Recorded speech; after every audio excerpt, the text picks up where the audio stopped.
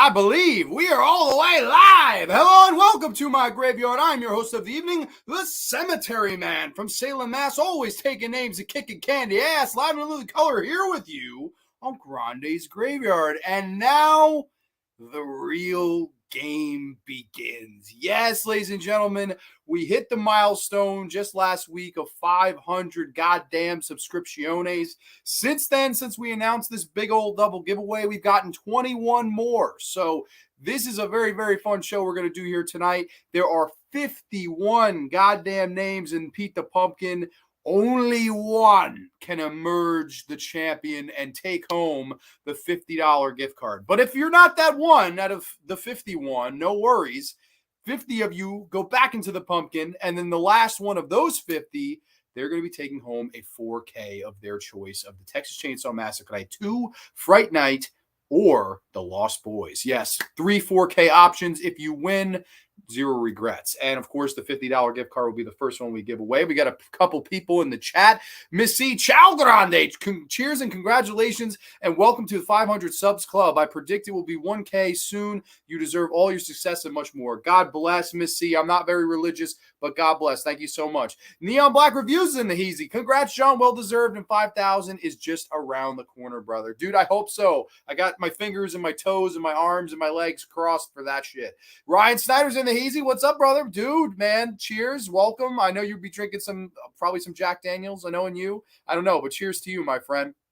So we're going to kick things off because this is going to be a really long show. We've got 114 questions to answer. We've got 51 names to take out of Pete the Pumpkin, and then another 50. So we've got 101 names to be taken out of these pumpkins, baby. So that are going to be the losers, and then ultimately 2 will be the winners. So I'm super excited about that. Of course, if you entered on the video, we're going to be answering the questions in order of how they were submitted. So I have another screen up here, and I'm going to scroll all the way down to the bottom. So in order that they were sent in, that's how we're going to answer these. And we get the 51 names in the pumpkin, and we're going to get right underway because it looks like a bunch of people are in the house.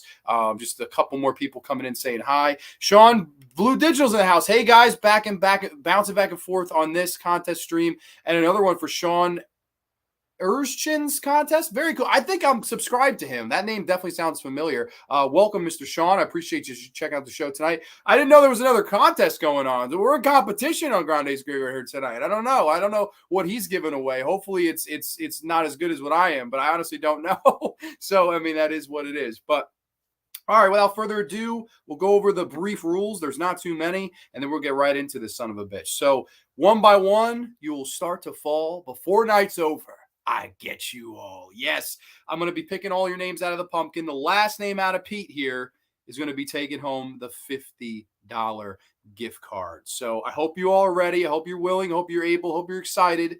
If you win, obviously, if you're not in the chat, don't worry about it. I will message you tomorrow. No worries. Don't worry about it if you couldn't make the show tonight. I know Mateo had his wedding anniversary tonight. AJ's over at the brew. I mean, there's a lot of people doing things. So I know for a fact that we won't have everybody here. So don't worry if you're not here. I promise I'll reach out to you. That's the beauty of doing this thing live, is that I can't really fix it. I can't really cheat. I can't do anything like that. This is absolutely live on the spot, and I'm super excited about it. So everybody, I wish you the best of luck, as 50 names will be drawn out. The last will be the winner of the $50 gift card. So I'm going to take a sip of the agua. Cheers to everybody in the land. Cheers to you all. I know, a boring drink for a show celebrating 500 subscribers, but cheers to you, all 521 of you, and hopefully, like people say, 5,000 more. I would love it, because that would be some cool shit. So cheers to everybody in the land. We're going to get this Q&A underway.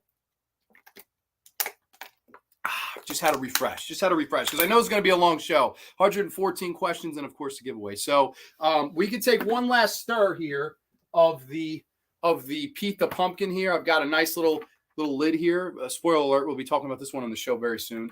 And we're going to do one last shuffle here, all right?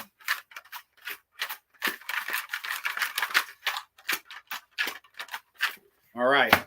Pete has been shuffled. He's been cut. And now the contest begins.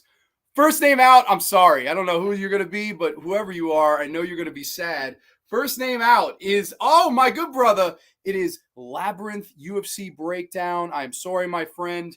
No $50 gift card for you, but no worries. You will be going back in the pumpkin for the 4K. So do not worry. You didn't lose everything yet, but right now you're the first one. I apologize, my friend. You deserve a little something stronger than water, Grande. I mean, I don't know. I could have went Code Red because it's my favorite drink in the world, but I don't know, man. That transfer on the Manchester Morgue looks amazing. Oh, man, I love that. Yeah, I'm a huge fan of this movie, and I'm super excited to check out the transfer. Dude, Brother Tom's in the Heezy. Welcome, man. Welcome. And same ones here. Hello, all. Welcome, my friend. Next name's coming out of the pumpkin, though. Are you ready? I don't think you guys are all ready. Next name out. Oh, no, he was one of the first people here. Ryan Snyder, you will not be winning the $50 gift card, my friend. No way, my friend. I'm sorry. Insane One says, congratulations. Thank you, my friend. I appreciate that. This is such a... Dude, we did... Back at Grande's Graveyard 100, we did this, and there were only like 20-something entries. So this is going to be way longer. So, this is a lot of fun. This last name out is the winner. So other, reverse rules, UFC Labyrinth with a 1. But now there are 2 down. There are 49 to go. Next name. Who do we got? Nacho Bacon. It is nacho money, good brother. You do not win the $50 gift card. But no worries. Like I said, you're not a loser yet. You can still win that fucking 4K, and I hope somebody does. Try to go through these a little quicker here. Oh, my good mate from the UK, Darren Burrows, my good friend. One of my favorite people to talk horror with. A absolute Giallo expert. Absolutely love Darren. Cheers to you, man. Next name. Dear Toads King. That was a new name. He's from Europe. Not sure how I would send him the movie if he wins the movie, but we'll cross that bridge when we get to it, good brother. If we get to it, if you win the second one. Next name out of the pumpkin. Oh, he is the thing. He is Ben Grimm. You were the next one out, my friend. I apologize. But like I said, you're not dead yet. You're not done yet. Next name out. Ciao Grande. He's at his wedding anniversary tonight. Mateo, I'm sorry. You do not win the money, but you're one of my favorite people in the whole wide world. Welcome when you watch the replay. Next name out of the pumpkin here. Let me straighten you out. Oh, my good brother. We were just at the Mets game this past week, man. Brandon Cancelleri, you're the next name out. Sorry, buddy. No guap for you. Next name. Dan G, another one of my good Mets game buddies. Dan G and Brent. And that's funny. These two are really close friends, which is kind of weird. That's right back to back. I gotta send this to them. I don't think they're here. They have I think one of them has a fantasy draft tonight. Next name out. Austin, Texas Slasher. You were the next name out of the pumpkin, my friend. Brandon, I think he was one of the last people to enter, and he was talking about 2000 Maniacs, which I freaking love. Let's see. I don't know that I've ever watched a prize drawing where I hope my name isn't called. Exactly. That's the whole fun of it. It's like you want to be one of the last ones. It's like as it goes on, the people that told me the first one as it went on, they kept getting more and more excited. So it was fun, and there's also, it's a double. So it's not like all these people that came out, one of them could win the next one. So you're not necessarily a loser right away. You don't have to click it off right away because there's another giveaway. So it's a lot of fun. So we got, how many names have we pulled out so far? Because I don't want this to be, we have 51 names in the pumpkin. That's what we started with. Got 1, 2, 3, 4, 5, 6, 7, 8, 9, 10 names have come out. All right. So we got 41 more names in here. 40 of them are going to be losers. 1 will be the winner. Are you going to answer the questions every 20 name pulls? No, we're gonna do both giveaways first because I know that's what the majority of people are here for. So we're gonna do our 2 winners before I even answer a question. Once I answer the question, that actually might have been a good idea, but I'm gonna just do it the way I planned because if I do it this way, it's gonna be a mess. Are you going to answer the questions every 20 minutes, every 20 name pulls? No. We're gonna do them all after the giveaway. So no worries. Giveaways first, questions second. You guys come first. Let's see. There should be a horror character theme draft. That would be a lot of fun. I remember years ago we booked a horror Royal Rumble, me and my friend Brian, and we did all 30 entrants, how each person gets eliminated. Like we went ham into that shit. And man, it was a lot of fun. Let's see. Yeah, definitely. Please don't say my name, Grande. I hope not. Hey, you're still in it. 10 people are down. 41 are still in the pumpkin. Hey, all, what's up, Grande? Anthony, you're still in it, man. You're still in it. Miss Carter. Dan, I just pulled your name. Where's your name here? You cannot win the 50 bones. I apologize, but you could still win the 4K. And I know you're not a 4K guy, so we can make some kind of deal if you want, like a $30 gift card or something like that. That's about what the 4K would cost. Brother Ben Grimm, another guy I already pulled out, man. Sorry, man. You are not qualified to win the $50, but I promise you're going to go back in for the 4K. So hopefully you win that. Let's see. I am the Ice Lord. Good evening. Good evening, Grande. Everyone in the chat. Still in the mix. You're still in it. We're going to get back into this pumpkin right now. How about that? How about that? All right, we're going to go right back in. We're going to go right back in. Let's see. Oh, he was here just a few minutes ago. I don't know if he's here now, but Sean Blue Digital, you are the next man down. And then we were down to 40. Yes, 40 names. And Peep the Pumpkin. Who's the next one out? We've got, oh, my good buddy from work. This is Tom Lansden, if that'll ever focus. I don't know. Tom Lansden, welcome to the graveyard, my friend. I don't think you've watched before, but welcome, man. And I'm happy you could join. This is the anti-Beyonce contest. Don't say my name. Yeah, it is. It really is. Your dad's vintage Jets jacket will be fine compensation. Absolutely. If you win the second one, I'll get you a fucking Jets jacket. No problem at all. As long as it's only $30. Next name out of the pumpkin here. Let's see. Oh, he was number 500, Mr. Eric Fitzpatrick. Eric, I'm sorry, my friend, you can't win, but thank you for being number 500. You broke the barrier, if you will. Very cool, man. Thank you. I appreciate all your support. Next name out. I grabbed like 4 at a time here. Oh, Brother Will from the cabinet of Dr. Howdy. Yes, Brother Will, I'm sorry you cannot win, but I know you're a big 4K guy, so hopefully, fingers and toes crossed for the next one. Next name out. Marley, who I work with, Marlez Tavares. I'm sorry, you cannot win the 50 bones. I know she would have bought a lot of Red Lobster with that. That's her favorite place in the world to eat at. So I apologize, Marley. You cannot win. Next name out of the pumpkin here. Who we got? Trenchy, the soulless trench coat. My friend, you cannot win the 50 bones. I apologize. Let's go back. Let's see. We're mixing these up. Let's see. Who do we got? Horror with Haas. You are the next one. I believe brand new subscriber. I've never heard this one before, this giveaway. But Horror with Haas, I apologize, my friend. No worries. Like I said, you can always go back into in 4K.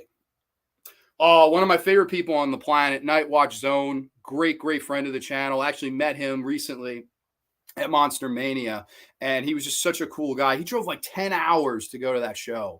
And I ran into him for a good 2 minutes. This guy, the security guy, rushed us away. But man, one of my favorite people in the world and a big, believer in me and my channel, had nothing but nice things to say. So thank you so much, man. I appreciate you taking the time to give me a plug. I really do. I appreciate it. And I hope we can collaborate again soon. Back into Pete the Pumpkin. Who do we got next? Astro Creep, a.k.a. Chris Hansen. Another new name. Sorry, buddy, but you cannot win the 50 bones. Back into it. Who we got next? Frightfully Forgotten. Oh my God, these guys are fantastic. 2 Canadian brothers, just best friends, talking all things horror and drinking beer. I love these fucking guys. They did a VHS raffle recently that was so much fucking fun. I love Frightfully Forgotten. One of my favorite channels on YouTube. If you have not heard of them, watch Frightfully Forgotten. They're like one of my favorites. Their chemistry is just the most inspiring thing ever. It's fantastic. Next name out. Jamie Fitzpatrick, the brother of Eric. Yes, he was number 499. I got both Fitzpatrick brothers, 499 and 500, funny enough. So the Fitz brothers, I'm sorry, no cash for you. But like I said, 4K still on the line. Oh no, this is my manager at work, actually. This is Gladys Escobar. Gladys, lo siento, babe. You cannot win the $50. I know she's going to be crushed because she would have been like, hell yeah, baby, I'm going to go get me some Starbucks. That's probably what Gladys would have been doing. Next name out. Let's see. Brienne. She was the winner last time. Brienne, no repeating champion this time, Beaster. I apologize. Another person I work with, crazy enough, back to back. Let's see. Frightfully Forgotten. Going to check them out. They're great, man. Their personalities are great. They're really nice guys. I love them. They're both like just great people. So next name out. AJ, brother AJ. AJ's Happy Fun Time channel. AJ Zetro, man. Sorry, but you cannot win. I know he's at the pub right now, but is what it is. Next one out. Hankster the Prankster, Henry Horseman. Sorry, my friend, you cannot win the 50 bones, but we go right back into the pumpkin here. JP, I don't know if you're still here, man, but I'm sorry, no $50 for you, good brother. You made a good run. Where are we at now? Let's count the names. Let's do a count up to the minute. Okay, we've got 2, 4, 6, 8, 10. I think we're like halfway through, if not more. Let's see, 12, 14, 16, 18, 20, 22, 24, 26 names have been drawn out of Pete the Pumpkin. So that would mean that exactly 25 remain. All right. So if you've made this point, you're past the halfway point. You're more than halfway to the fucking ending here. This is so much fun. My Wi-Fi is goofy. Am I out? No, you're still in. Missy is still in. Kayan's in the house. Kayan, what's up, good brother? Welcome to the graveyard, my friend. You're still in, Miss C. You had a good run, man. You made it halfway through. And don't worry, you're going back in the pumpkin here. And like I said, we can make a compromise if you guys don't collect 4K. I know everybody doesn't. Not everybody does, I should say. Best I've ever done in drawing so far. The Chosen 25. Yes, that's true. That's true, man. That's true. But all right, 25 names left in Pete the Pumpkin. Who will be the final one? Next up, Dead Pit Radio. My all-time favorite podcast, my all-time favorite YouTube channel. It was astounding that they entered to me. I was like, wow, like I really wouldn't even be sitting here if it wasn't for Dead Pit Radio. I love them. My favorite thing in the world to watch that's like a horror themed radio show. I love Dead Pit Radio. So shout out to them and all they've done for me. They may not even know what they've done for me, but I swear to you, I wouldn't be sitting here right now if it wasn't for them. So Dead Pit Radio, the special that you guys even entered. I really, it means a lot. Let's see. Pete the Pumpkin. Let's see. Oh, babe, I'm sorry. Next name out. Anita Monroy. Lo siento, mamazota. I still love you, babe, but no $50 para ti. Let's see. Pete the Pumpkin is a hater giving me up so fast. No, Pete might be planning for you to win the 4K, though. That's the thing. I think I'm still going in this, jumping back and forth. No, unfortunately, you came out. Sean Blue Digital did come out. You're in the big blue stack here. You got someone drafting for me? Yeah, JP's brother is going to draft for me. Of course, we couldn't move the draft.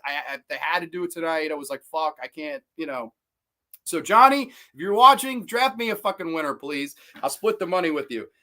Next name out here is brother Nate. Deep Fried Awesomeness. He went through a channel change, of course. Most of you probably remember him as the Horror Boy. One of my best friends on the planet Earth. Love Nate. Great people. Let's see. Next name out. Another person I work with, Frank Mazzitti. Sorry, buddy. You cannot win the $50. Next name out. Let's see. Corey, you made it pretty far, man. King Need Gore. I'm sorry, my friend. You cannot win. Next one. Let's see. I'm sorry, Miss C. I'm so sorry. No $50 for you, Miss Carter. I apologize. No bueno, no guap. All right, next name out. Let's see. The Master of Fear. Good brother Kara. Sorry, my friend. No bueno tonight. Let's see. Next name out. We got Matthew, who actually was cool enough to do the new logo for Grande's Graveyard. So shout out to him. Very, very cool guy.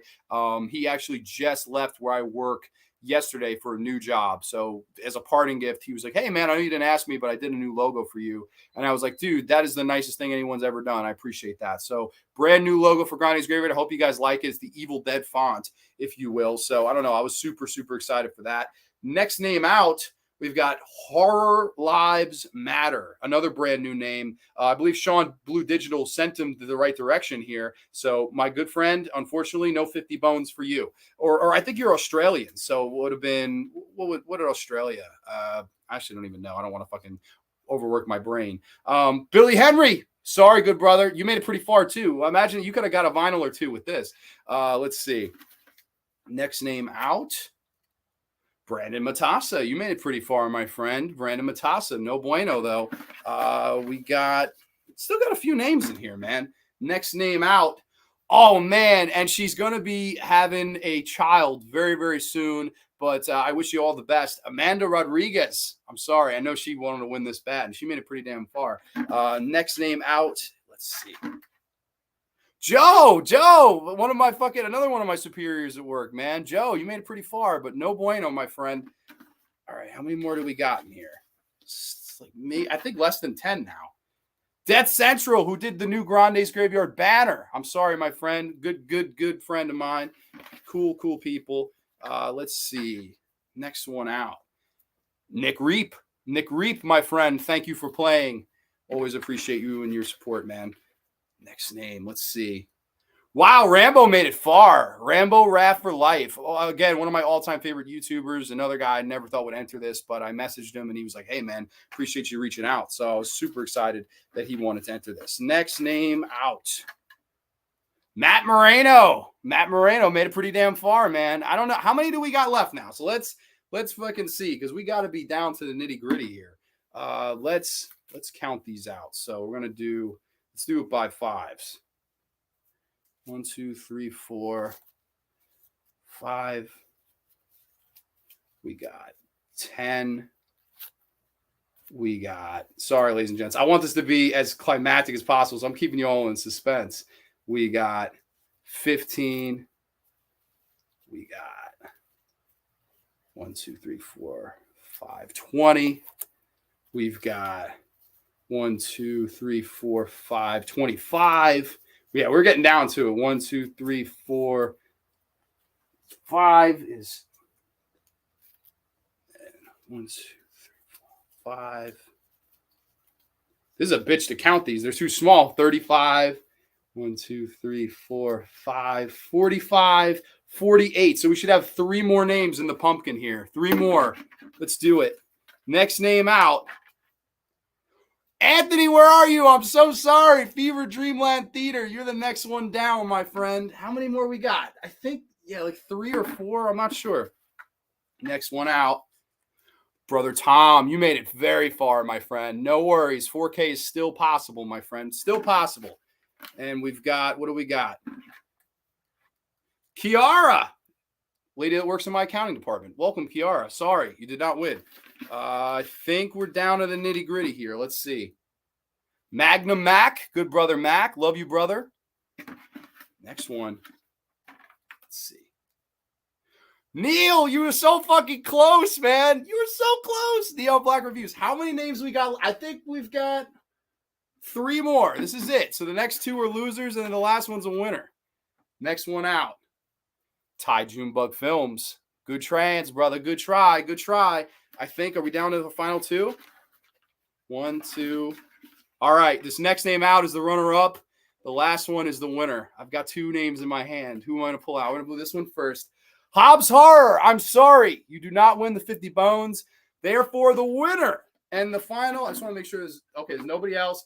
The winner is Jack Lawless, the Beatles kid himself, here, there, and everywhere. The Beatles podcast. Jack Lawless, congratulations. You just won $50 fucking dollars on Grande's Graveyard. You cannot win the 4K. I'm going to obviously take this name out, put it to the side, but the names are going to go back into the pumpkin. You can now win the 4K. So let's get back into some comments. I think we were here. I really like the new logo. Thank you so much, man. I like the new logo, joining the V, and it looks great. Thank you, man. 6 Sleepaway Camp. Oh, dude, fucking Garrett's here. Holy shit. The first time, definitely, he's been on my show. Dude, welcome. I love the work you do with the Dead Pit guys. You're great. Your horror knowledge, awesome stuff. You're great, great people, man. Keep up the great work. And thank you. This is a one sheet. I feel like you might know, if you ever see the fucking one sheet part 2, you probably buy it for yourself. But if you want it, if you don't want it, send it my way, because I definitely would pay some dumb money for that shit. Let's see. Oh, man, I can't win. I'm sorry, man. You got the chance to win the 4K, though. So close, LOL. You were. Oh, so close. Undead is dead, but not for long. Yeah, you're all going back in except Jack. Jack Lawless, that was fun. We're doing more. We're going to do one more. Congrats, Jack. Shame Hobbs came so close. Fun drawing. Yeah, no, he came really close. Congrats, Jack. Fun contest, man. Dude, well, now all of you that are being such good sports, you go back into Pete the Pumpkin. So let me take the names here. Let me get them in hand. I'm going to be super careful with this. Back into Pete. And we're going to shuffle them again, motherfuckers. We're going to shuffle them up again. So now the 4K of your choice is on the line. Fright Night in 4K, Lost Boys in 4K, or the Texas Chainsaw Massacre 2 in 4K. That's what's going to be on the line here. So now there's one less person. So Hobbs Horror, theoretically you would have won this one. Let's see. Congrats on 500K. Oh, man, I wish 500K. I fucking wish. Hey, man, thank you so much for the kind words. I'm driving home from work and saw you were live. Dude, hey, I appreciate the support, man. Drive safe. And thank you so much for tuning in. I appreciate that, man. Like I said, keep up the great work. You guys are great. 500 subs, I mean. Yeah, no, totally, man. So now let's shuffle them up again. All right. And like I said, if you're not a 4K collector, which I know a lot of people aren't, we can make a compromise. Like if you're a Blu-ray collector, I bet you the 4K will probably be included. Maybe not on the Vinegar Syndrome Texas Chainsaw 2, but we're going to check when that happens. What we will do though, if you're not a collector, I'm thinking $30 gift card. So no worries if you don't collect 4Ks, if you don't collect physical media. I know a lot of people don't. I do. I'm a mark for it. So I figured it'd be a fun giveaway, but we can make an arrangement if you win this one too. So don't worry about it. Don't overthink it. Let's just fucking enjoy this son of a bitch. All right, here we go. Round 2 of the double giveaway. Who will win the 4K from Pete the Pumpkin? First name out is going to be crippled. I mean, they're just going to be sad. And that first person out, it's going to be Amanda Rodriguez. I am sorry, Amanda. You are going to have a child very soon. Cheers to that. I hope that nothing but the best for you. But unfortunately, you will not become a winner on Grande's Graver tonight. You are absolutely the first person that cannot take home anything, unfortunately. But that doesn't mean one of you can't. Next name out. Oh, man. Yo, UFC Breakdown did pretty bad.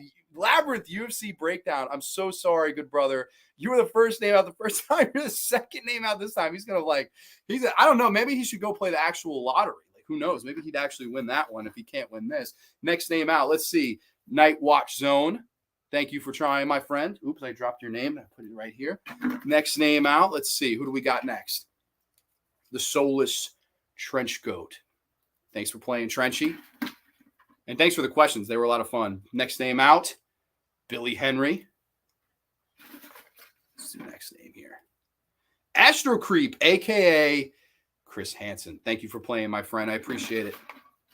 Next name. Horror with Hoss. Next name.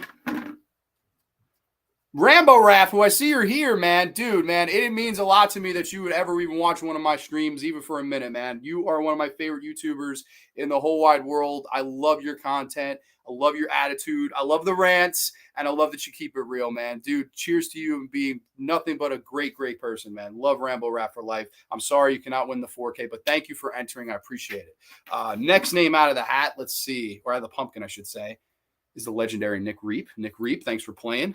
Next name out. Dan Giulianotti. Sorry, buddy. I don't know if he's still here. I know he was asking me about fantasy before, but I'm sorry, man. You cannot win the 4K. Next one, good brother Kevin. Death Central. I'm sorry, my friend. Next name out. Let's see. Jamie Fitzpatrick. Thank you, my friend, for playing. Appreciate it. Oh, I dropped whatever that name was. That could shake it up. Brandon Matassa. Dead Pit Radio. Once again, love you guys. Appreciate all the freaking great content, man. Let's see. Gladys Escobar, my manager at work. Cheers, Gladita. Lo siento, babe. I'm sorry you couldn't get your coffee. I know she wanted to win some coffee. Frightfully Forgotten. Like I said, love those guys. Absolutely give them a subscribe. Next name out. Let's see. Beaster, another person I work with. Brianne, I'm sorry, babe. Next name out. Let's see. Marley, 3 people in a row I work with. Holy shit. When we go for 4, are we going to pull out? Who are we going to pull out? We're not. It's going to be Ben Grimm. I'm sorry, man. I know Ben was out early in the first one. This way you made it almost halfway through. I think you did pretty good the second time. I don't know. What do you think? Next name out. Good brother Will from the Cabinet of Dr. Howdy, if that ever focuses. You guys, a couple comments here. Let me see. What am I giving away or have given away? Did a $50 gift card first, and that was won by Mr. Jack Lawless, the Beatles fan himself. And then now we're giving away a 4K. So it's a 4K of your choice of Lost Boys, because that one's coming out. Fright Night, that one's coming out in Steelbook, and Texas Chainsaw Massacre 2. And like I said, if you're not into it 4K-wise, we'll make a compromise. Don't worry about it. Every time you don't pick my name, I'll do a shot. But you might be dead in a few. I wouldn't do that.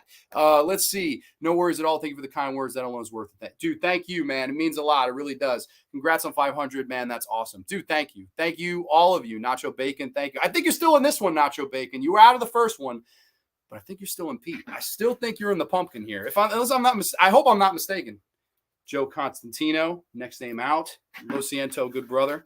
Next name out. Let's see. Gory Corey, one of my favorite people to collaborate with on here. Cheers to you, Corey. Next name. Let's do it. What do we got? Eric Fitz. He was number 500. Thank you, my friend. Let's Let's see. Tom, I'm sorry, brother. The Undead of Night. It was not your night, buddy. But like you said, you live to fight another day. Anthony, Fever Dreamland Theater. No 4K for you, my friend, but thank you. Thank you as always. And again, another great person to collaborate with. Always love talking anything with you. Austin, Texas Slasher. You're the next one out, good brother. Sorry. Next name. Darren Burrows. Great people. Love him. No one knows more about Jallos than Darren Burrows. This guy is just chock full of knowledge. AJ's Happy Fun Time channel. Like my older brother. Love AJ Zetro. One of my favorite people in the world. Let's see. Brandon Cancelleri. We were just at the Mets game. Back into Pete. What do we got next? Miss C. No 4K. I'm sorry. I know you were the first one here. I'm so sorry, but thank you for playing as always and for all the support, Miss C. It means a lot. Let's see. Next one we got. Deep Fried Awesomeness. Yes. Gotta love brother Nate. I hope he'll be doing content again soon because Nate Murphy is one of my favorite people. Kiara. No cigar. Next one. Who we got next? JP, another good run, man. You're not too bad making these runs. If this was like poker and we were in the main event, man, I think you would have been cashing out 2 fucking big paychecks. I don't know. Ty Junebug Films, you're the next one, buddy. What do we got? We still got a bunch. Hold on to your butts, as Sam Jackson would say in fucking Jurassic Park. Matthew did the new logo for me. Thank you so much for it. I appreciate it. Unfortunately, no cigar winning tonight. I'd rather be watching this than replicas with Keanu, which was a request. This stream is much better than that. Thank you. I appreciate that. I don't think I'm as attractive as Alice Eve, nor is hardly anybody, but I definitely think I'm more entertaining than that fucking movie. That's a January piece of shit right there. That's a piece of shit movie. Pete got something against your coworkers? I mean, maybe. I don't know. So the last name you pick out of Jack-O-Lantern is the winner of this raffle. Yes, that's how we're doing it. Oh, boy, good brother. I was just talking about you. Hey, y'all. Congrats on again, brother. Dude, thank you. And thank you for all the kind words you've thrown my way and all the support you've thrown my channel. It means the world. It really does. I appreciate everything you've said and done. It was so cool to meet you a couple weeks ago. It was just surreal. I was like, there he is in his classic signature tank top. I was like, oh my God, it's Night Watch Zone. It was just surreal, man. Hope all is well, man. Hope all is well. Hey, Night. Everyone's saying hi to Night. Hello, maybe I didn't enter this properly. Either way, it's all good because it's been fun watch. Absolutely. No, man, this is a totally fun watch. Hey, what's up, Night? Yeah, Night. Dude, you're close, man. I don't know if you're still going to AC, but if you're still going to AC, I would play it hot, man, because you've been close in this little raffle here. I don't know. I think close in AC sometimes can win you some money. Mateo, enjoying his anniversary tonight. Cheers to Mateo. We love you. Next one. Let's see. Who do we got? Tom Lansden, another person I work with. All right. No cigar for Tomas, but thank you for the questions. Let's see. Master of Fear, thank you for playing. He made it pretty deep into both of these, too. Back into Pete. Let's see. Who do we got? Dare Toads King. I won't lie. I'm happy I don't have to ship to Europe. But thank you for the subscription. Thank you for the support. But I'm not going to lie to you. I don't know how that fucking would have worked. I do not think I would have wanted to pay the shipping on that. But I don't know. I'm just being brutally honest. But there's no such thing. It's brutal lying. No brutal honesty. Henry Horstman, my good friend. Thank you for playing. Appreciate it. Let's see. Next name out. Hobbs Horror. He was the runner-up in the first one. Almost got that 50 bones. Almost. But no cigar. Horror Lives Mata. Thank you for playing, my friend. Let's see. Neil, you made it pretty close too, man. Neon Black Reviews, very close. I think we're down to like 10 more. Let's see. Nacho Becken. Sorry, buddy. I just saw him in here too. Let's see. It was surreal to meet you too. Dude, man, it was such a pleasure. I had such a great time at that whole show. Met so many cool people, but it was really, I had to, when you told me you were waiting online for the photo op, I was like, this is my chance. And I ran there to meet you. I remember you posted earlier in the day. You were like, oh, waiting online to meet Matthew Lillard. It was like 7 o'clock. I was like, what the fuck? It was like, I was laying in my bed. I was like, watching one eye, I was like, man, this guy is a trooper right here. You stop there. LOL. I'm sorry, buddy. You need to get an eye patch for Pete the Pumpkin's right eye. I have one in my room. I have one from Thriller, A Cruel Picture. Guess I can go ahead and click place order on the Fright Night 4K. ... I'm sorry, buddy. I'm sorry. I already have mine pre-ordered, so no worries. And like I said, if you don't collect 4K, it's okay. Let's see. Next one. Magnum Mac, a great I love this dude. Love talking all things JCVD. He's a big JCVD guy like me. So super stoked that you participated. We don't have too many. We're down to it, man. Who's next? Frank Mazzitti. Thanks for playing, my friend. How many do we have left here? 1, 2, 3. It's either 4 or 5. 4 or 5 names remain in Pete the Pumpkin. If you're still in it, give me a hell yeah. I hope you're still in it. LOL. Yeah, no, I don't know. I think it's 4 or 5 left. So we're gonna see. But here we go. Next name out of Pete. Should I do it slower now? Anita, babe, you came so close, Mama Sota. Lo siento. I still love you, like I said, man. Cantas. I'm sorry, Mama Sota, but you came close, very close. I think we've got. Oh, Ryan's still in it. Okay, give me a hell yeah. Pete the Pumpkin looks a little more like Sloth the Pumpkin. Oh, Pete. This is when I was a kid. It probably just got this detached there. But yeah, I think we got 3 names. 3 names remain. 2 will be losers. 1, the winner. Sean Blue Digital. You were close, bro. You were close. And I think we're down to the final 2. 2 more names. So the next one out, loser. The last one out, the winner. Here we go. We're mixing them. Who comes out last? Ryan, I'm so sorry. Ryan Snyder, the last man standing. But who is the winner of the 4K? That means the winner of the 4K is Matt Moreno. Matt Moreno, congratulations, my friend. You have won a 4K or cash, whatever you want. The $30 cash card, that's fine too. So yeah, let me know what you want. We'll talk about it. I will message you. No worries. So our 2 winners tonight. Here, there, everywhere at Beatles Podcast. And of course, Matt Moreno, our 2 winners on Grande's Graveyard's double giveaway for 500 subs. So congratulations to both of you. Super stoked for y'all. And this was a lot of fun. I really enjoyed doing this. Let's see. Hello, nice. Surprised I got this far. Dude, yeah, you did. You did make it pretty far. Hey, Brian. Let's see. Congratulations, Matt.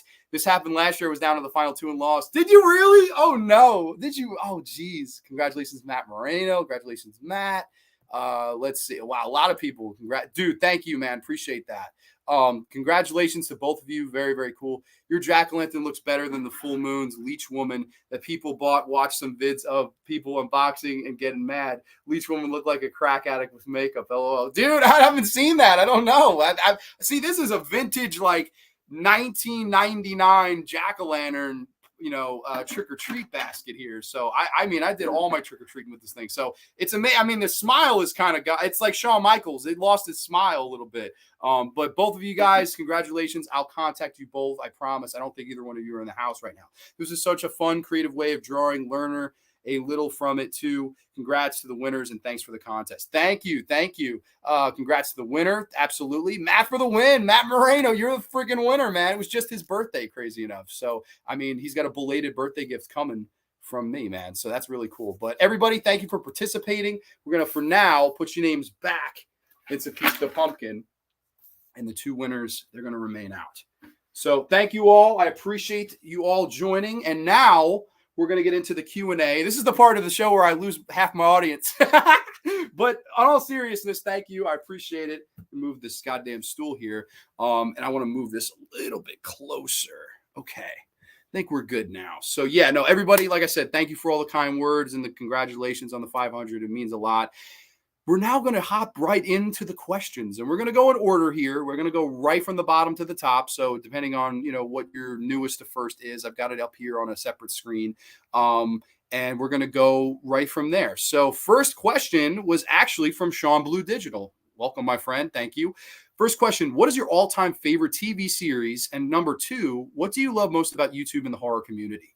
My answer to number 1 would be the original Twilight Zone series. Anthony knows that. I mean, it's my favorite all-time show. So many wonderful creative ideas that not only Rod Serling, but Richard Matheson and Earl Hamner Jr. and George Clayton Johnson were able to come up with just some great writing. And not just, a lot of people always say, oh, it's sci-fi.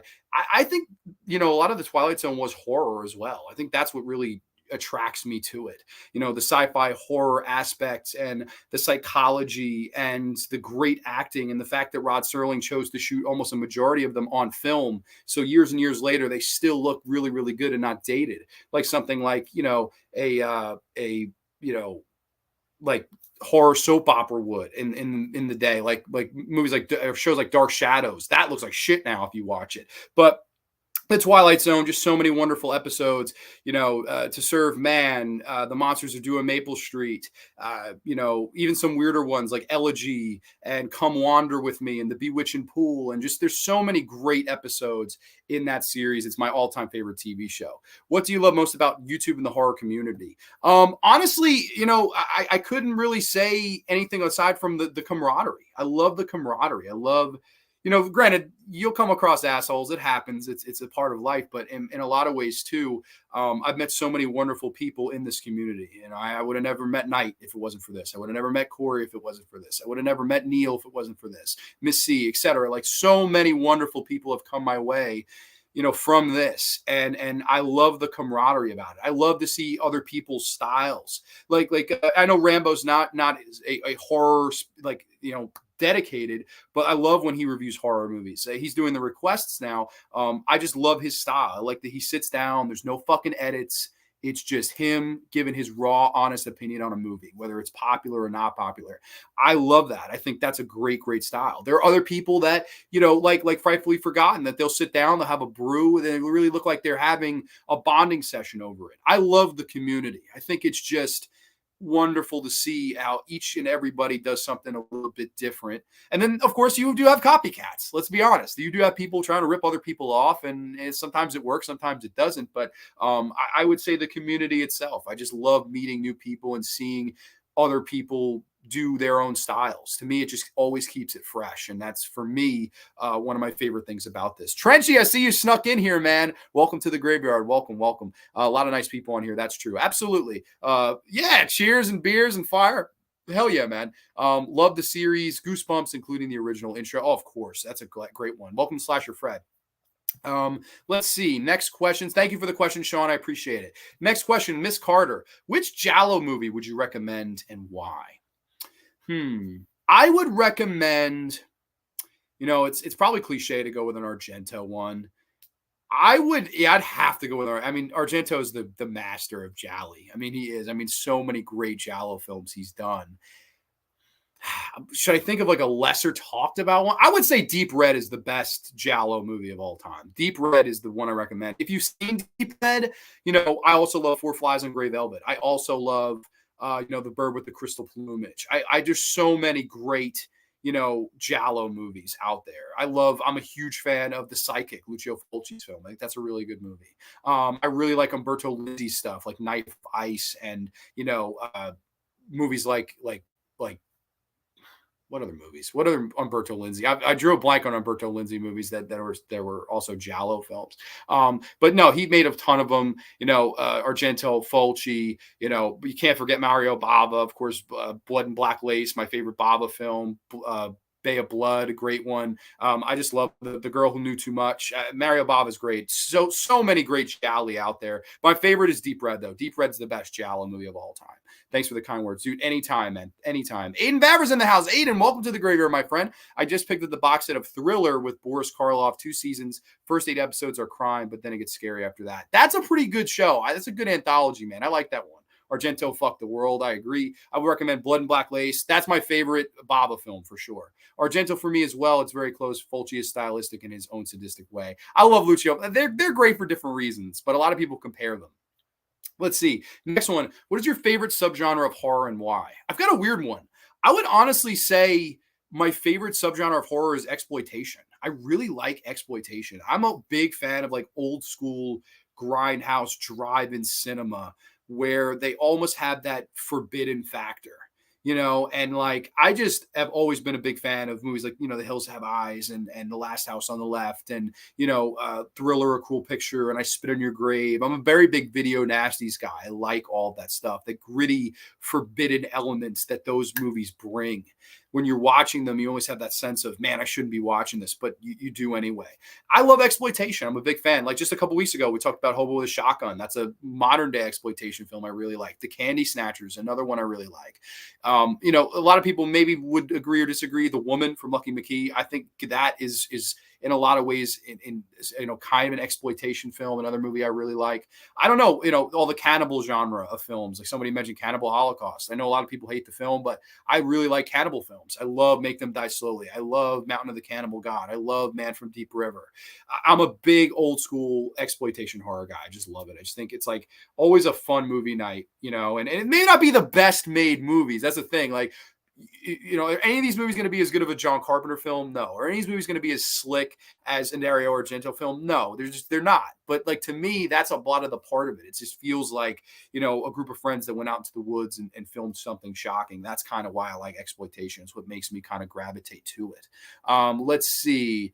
I had trouble getting through the Fulci's The Psychic, but I need to rewatch it. It's a good one. I saw somebody mention Malignant. Yes, Malignant, my favorite horror movie of 2021. Absolutely loved it. Thought it was brilliant. Lindsay, Orgasmo, Knife of Ice, Quiet Place to Kill. Yes, totally, man. I have that set, the Lindsay box set. It's great. Me Too, Exploitation is awesome. Love it. Exploitation is dope. Cannibal Holocaust I would agree. Green Inferno, hated the Green Inferno. Hated it with a passion. But that is an exploitation movie, modern day. And welcome, Smitheroons. Welcome. That's a first time name. I've never seen that one. I love War of the Worlds radio play that almost sounds like actual news report. A lot of people do in the 40s. Okay. I picked up Candy Snatcher recently. I really like it. To me, it's an exploitation film that does everything that's not popular to do. Like every kind of direction you think it would go, it goes the opposite. That's why I really liked Candy Snatcher. It's just different. Like you think it's going to be this, okay, group of bad people kidnap young girl. They're going to rape her, right? No, something else happens. Somebody else gets raped that you wouldn't think. Like it's just, they contact the parents to save her and send the ransom. Oh, of course they're going to try to help her. They don't. Like the Candy Snatcher is one of those movies that every direction you think it's going to go, it goes the other way. And I appreciated it for that because exploitation sometimes can be far too cliche. It's like, how shocking can we be? How fucking offensive can we be? And then they just go a little too far. And that's sometimes it can work, sometimes it doesn't. Exploitation is not my favorite, but I can definitely watch them. Green Inferno didn't live up to my expectations. Yeah, no, it didn't for me either. I got to be honest with you, man. I think there's a big reason why. And I got a perfect little anecdote. So I went to see that movie in the theater opening night with a big group of friends. And they all were big James Wan fans. They loved The Conjuring, Dead Silences, Saw, etc. All of his scary, Insidious, all of his scary movies. Their big complaint was, oh, well, it wasn't scary. And I looked at them, I'm like, but that was an entertaining time at the movies. This was a movie that it starts off like an old school Giallo film and the dream sequences and all the beautiful bright colors. And then at the end, it just becomes this insane, violent, action film in a lot of ways, where the whole police station massacre, which is one of my favorite sequences in the last 10 years in film. And I had a great time in the theater. I walked out with my arms up. I was like, I got exactly what I wanted, something crazy. But I think, were turned off that he didn't do the same Conjuring formula or Insidious formula. I think, honestly, him going different and making a Giallo mixed with a body horror movie, I think it really turned people the wrong way. A lot of people, they like the same shit over and over and over. And when you give them a taste of something different, their automatic reaction is to put their arms out and go, no, I don't like that. I don't know. Personally, man, I love Malignant. And I do feel kind of weird that people didn't like it. But you're right. It was hated. It was ignored. It made nothing at the box office. Meanwhile, that piece of shit Halloween Kills movie made how much money? And it was also free on Peacock or whatever. It's a shame. They like the same shit. It's all the Marvel shit too. It's let's watch She-Hulk. Let's fucking not watch She-Hulk. I don't know. I'm not too into shock horror, but Cannibal Holocaust to me is a masterpiece from the immaculate and inviting soundtrack to the most raw and slick story ever found footage genre. Riz Ortolani's score for that movie is unbelievable. Just it's so good. It's so fantastic because it doesn't fit the movie. It's this very and then when the movie you see plays out, it's just amazing how the two kind of correlate, even though they're polar opposites. I love that movie. Should you take 12 pick Deebo? Yes, Deebo Samuel is fantastic. I love Deebo Samuel. Fantastic talent. Malignant and Resident Evil Welcome to Raccoon City were my favorite. Oof, I did not like Resident Evil Welcome to Raccoon City. Malignant took me by surprise. Me too. I didn't think Malignant would be the movie it was, and I loved it for that, for being something I didn't think. I own an original one sheet poster Malignant. That's how I love that film. I love it too. I got the 4K. Agree, Malignant was very fun. I loved it. Grande, what do you think is the most overrated horror film ever made? And conversely, what is the most underrated? Overrated, I tend to lean more recently, because these people, they just come to you and they tell you that the movie is the scariest thing. I would say Hereditary for me. I think that movie's overrated. I will never get why people find it scary. I don't like the film. I think it fucking sucks. I really do. I went to the theater to see that movie so excited, all the fucking hype, and all the people tell me I was going to be scared shitless, and fucking walked out pissed. I didn't like that movie at all. I really enjoyed. Oh, and underrated. Underrated, I would say for me, it's Burnt Offerings. I think Burnt Offerings is one of the great horror films of all time. I mean, you had Oliver Reed, Karen Black, Betty Davis, Burgess Meredith, like a great cast in like a really well directed haunted house horror movie by Dan Curtis. I don't get why that movie's not like people praise the Amityville Horror, and I really like that movie too. But where's the fucking praise for Burnt Offerings? Like, I think that movie's so underrated. I love it. I really enjoyed the first half of Malignant, very suspenseful, but the last half lost me, can't lie. It happened to a lot of people. They just don't like where it went. If people have told me it was too all over the place. I don't know. That's why I liked about it, but I understand. I liked Malignant once I got it. It was supposed to be fun, over top, nuts, not straightforward horror. Yeah, I can see that. I have Malignant 4K. Definitely one I liked it too. Someone should try making an actual Green Inferno movie that actually good materials there. Yeah, Eli Roth. It's funny. Like I should like him more than I do, but I just don't. I don't really like a lot of his films. There was a TV thriller from 2000s called Cabin by the Lake that starred Judd Nelson, where he plays this movie screenwriter who's also a cold-blooded killer. I've never heard of that. That's interesting. Still got to see Malignant. Trench, haven't seen Malignant yet either. Don't you share? Oh, I'm sorry. I know you love Halloween Kills. Malignant is worth your damn time. I recommend it. Completely agree. Dude, yeah, that's a fucking good movie, man. Cronenberg's son's got some talent. I liked that movie. Halloween was the one you used my Peacock. Yeah, I did. Thankfully to Dan, I didn't have to pay money for it. Yes, Hereditary fucking sucked. I hate the movie. I agree. Hereditary overrated, and hell yeah, Burnt Offerings is awesome. I agree. Cronenberg's Crimes of the Future was quite interesting. I still haven't seen it. I think it's on Amazon Prime. So that's one I'm going to watch. Cronenberg is like, I love some of his. I mean, The Brood and Videodrome is my favorite. The Fly is fantastic. Shivers, and the guy made Rabid, so many great movies. So I'm very interested to check out Cronenberg's next thing. So where were we? I think we're on to the next question. Matthew, who did the awesome new logo for Grande's Graveyard. Thank you, my friend. Appreciate that. Have you heard or seen any work from Junji Ito? I have. I've seen his movie Tomio, I believe it was called. And it's about this couple. They go to this like fortune teller, and one of them tells the other that they're in trouble. Of course, there's some seduction there. The person goes back to the fortune teller, and all this crazy shit happens as the fortune teller puts a curse on this person. It's a lot better version of Wes Craven's Cursed. It's a lot fucking better version that is focused and not a fucking mess. That's a good one. Tomio is a good one. Highly recommend. So yes, I have. What's my favorite non-horror film? I got a weird pick, and people probably kind of shake their head. And I got this question a lot. A lot of people ask me this question. The answer is big from of course, Penny Marshall. May she rest in peace. Thought she was a wonderful filmmaker. Whether it be that, whether it be movies like Awakenings, whether it be movies like A League of Their Own. I love Penny Marshall. I just thought she was a really underrated filmmaker. And of course, Tom Hanks' performance in it is probably my favorite film performance from Tom Hanks. I think he's wonderful in it. The whole story of someone who is too small to ride the Ferris wheel or whatever it is, and wishes on the Zoltar machine to be big. And then of course he grows up overnight and is Tom Hanks, child in Tom Hanks's body. And he gets a job, he gets a girlfriend, he gets an apartment, he, deals with all of these problems. And to me, it's the greatest non-horror movie ever made. It has fantasy, it has heart, it has drama, it has some laughs, it has a wonderful performance by Tom Hanks. It has Penny Marshall, I think, doing a great job in the director's chair. I love Big. I think it's a fairly underrated movie that, you know, in a world where people go on about Gone with the Wind and The Godfather, I'll take Big for my favorite non-horror movie. That's my favorite. Let's see. Halloween Kills. They kept saying Evil dies tonight, so I kept waiting for Evil to die. Promises made, promises broken. Yeah, no. Anthony Michael Hall is a baseball bat. That's going to stop Michael Myers. Bunch of bullshit. Naked Lunch is a trip. Yeah. Naked Lunch is a trip. I still don't understand that movie. Videodrome and Scanners are both my favorite Cronenberg films. Great picks. Videodrome's my favorite. Naked Lunch is a trip. I find it harder to watch Crash over Naked Lunch. But I love them both. Absolutely. Big, amazing choice.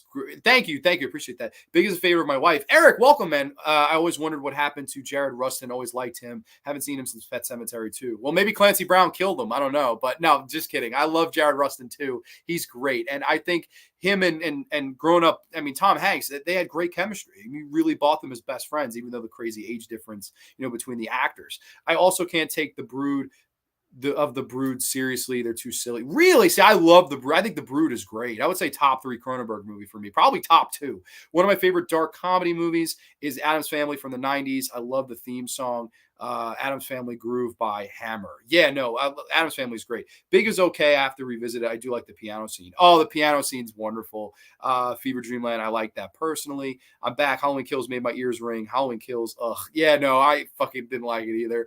Dude, Darren, here's to your next 500. Dude, I said some nice words about you before. The Giallo Master. And we got to get together one of these days again, man. I want to do one of the Arrow Giallo box sets. That would be quite a fun time. So on to the next question here. Ty Jumbo Films. He says, how do you think directors and producers and even studios should look to bring back the magic of the movies? I will tell you right now, and this is going to be, you probably won't like this answer. That will never happen. And I know what you're talking about. You're talking about like the golden era, your Clark Gables, your, Spencer Tracy's, your Jimmy Stewart's. That's the era you're talking about. I know it. And I love that era too. Trust me, me and my grandmother, before she passed, we were very close. And we would do this thing every week where I'd show her a movie and she'd show me a movie. And she showed me all of those old school black and white 1930s, 40s, and 50s movies. And I get what you mean, the magic of movies and the whole unionization of it. I love that style too. But we live in an era now where if your movie is pretty much not a Marvel movie or an established entity, you're gonna fucking bomb at the box office. That is the truth. It sucks, but that is the fucking truth. If you're not Michael Myers, you're not a slasher that's gonna sell a theater out. You're just not. It's just not gonna fucking happen if you're not established. It's just the way it is. What remember that movie Hellfest? Does anybody remember that movie? Exactly. That was in a theater somehow. It came and went like a fucking fart in church. And whether you think that movie's good or not, it's the fact that it's not drawing. The lesser titles, the unknown titles, the independent titles, they don't fucking draw. There's no way you're ever going to bring back magic in the movies again because it's really now just become a fucking circus, for lack of a better word. The MCUs and all of these, established titles that people just, will you bring Bill and Ted back? Will you bring The Sopranos back? Will you bring fucking Back to the Future back? Will you bring Star Wars back? They want to hand over fist their fucking money for you to bring everything back that was great in the 70s and the 80s and the 90s. And it's just, can we bring Rocky back? Can we'll do about Creed. Can we do this? Can we do that? It's like, how many fucking things can you bring back before you're just beating a dead horse? The motherfucker is dry. It is. Let it die. But they won't, because that's all that makes money. And Hollywood is very much monkey see, monkey do. Did everybody hear this Beverly Hills Cop 4? Beverly Hills Cop 4, Axel Foley. I wonder if they got that from fucking Top Gun Maverick. I don't know. Maybe they didn't. Maybe it's just fucking a miracle. And after Coming to America, I don't have fucking interest in any fucking Eddie Murphy reboot. Eddie Murphy, I love you, but no. Just stop. I like Dolomite. I liked Mr. Church. But Jesus Christ, man, it's like Beverly Hills Cop 3, I don't like at all. Let it die. Why do we need a Beverly Hills Cop 4? Does the most diehard Eddie Murphy fan fucking want that? If you do, whatever. But fuck, man, I don't get it anymore. I don't. It's whatever we can bring back and milk, because we don't have any fucking ideas. And if we do, they bomb. Hence, case in point is Malignant. It really is. Fucking Scream 5. What a piece of shit that movie was. That Oh, bottom of the fucking barrel for me. Bottom of the I hated that. I remember Hellfest, but it definitely didn't draw, sadly. It didn't. It just doesn't draw. You remember these movies? Oh, yeah. Yeah, but at the time, nobody gave a shit. Avatar was like the last unestablished title to completely break the box office, which I'm not a huge fan. And they're even bringing that back, Mac. Fucking Avatar 2, 3, 4, and 5. And fucking Jimmy Cammy is going to fucking get the fuck out of here, man. Shit. It's just a bunch of bullshit. Avatar 1 sucks. You think Avatar and the fucking Avatar H2O 20 years later is fucking Jamie Lee Curtis going to do a fucking Activia commercial and come up and fucking party with the blue people? Fuck. Horror shark films sometimes do the business at the box office, but yeah, Marvel, it's all about Marvel. It's, oh, fuck, we did Thor. Let's have Thor's woman in it. Oh, fuck, we did Hulk. Let's have She-Hulk. Oh, fuck, we did, like, it's just shameless. It's just fucking bad. I don't understand why anyone could support it. Less people going to make movies. Yeah, you're right. It's gonna, and it's only gonna get worse. There's no getting better. That's why when he asks Magic of the Movies, buddy, your days of Philadelphia Stories and fucking Boomtown and fucking Spencer Tracy and fucking, Inherit the Wind, those days are fucking over. They're long over. I love you, Ty, but they're never coming back. I'm sorry. It's such a blunt answer. Art over efficiency. I agree with that, Mac, but money talks. Money talks louder than you or I or anyone. When is Elm Street Freddy Krueger coming out? I don't know. Who fucking knows? I'm sure it will. I'm sure Friday 13th Jason will come out. It's fucking it's a blasphemy. Hollywood doesn't like to take risks. No, and when they do it, it bombs. You look at the fucking, what was that movie Ridley Scott did? He knew it was going to be a fucking bomb before it came out. He even said it. At least they're leaving the masterpiece that is 48 Hours alone. Of course, you always got to leave some things alone. But, man, like, look, they even brought Rush Hour back. You made Rush Hour to a TV show without Chris Tucker or Jackie Chan. Like, Jesus Christ. After Rush Hour 3, that shit was dead. That Rush Hour 3 sucks. After it had all that eye candy with all those suspended waterfalls. Yeah, I'm just not interested. Hoping Halloween kills the series. That last film was awful. I agree. Brace yourself, because we got like 3 months of people talking about Halloween. Yeah, Halloween ends. It's just fucking, I can't. It annoys me. It's like, Jesus Christ, can we talk about something else? But I mean, it is what it is. I only like the first Scream. The rest can be flushed down the crapper as far as I'm concerned. That's fair. I like Scream 1 the best. I like Scream 3 a lot as well. I'm sick of the superhero films, six-pack abs, big-breasted women. I don't mind big-breasted women. Explosion after explosion and formula plots. I agree. They're fucking took Debo, Fournette, 13th and 12th picks. Very nice, brother. Very nice. Back to the questions, though. What do you think happened to actors that don't have presence? Like a Clark Gable, James Stewart, Orson Welles, John Wayne, etc. Even some of the great female actresses, Joan Crawford, Myrna Lloyd, Jean Harlow, Claudette Colbert, etc. Betty Davis, I would throw in there. I think you still have some really good actors out there, man. I do. I love Denzel Washington. I think he has a great presence. I love Leonardo DiCaprio. I think he has a great presence.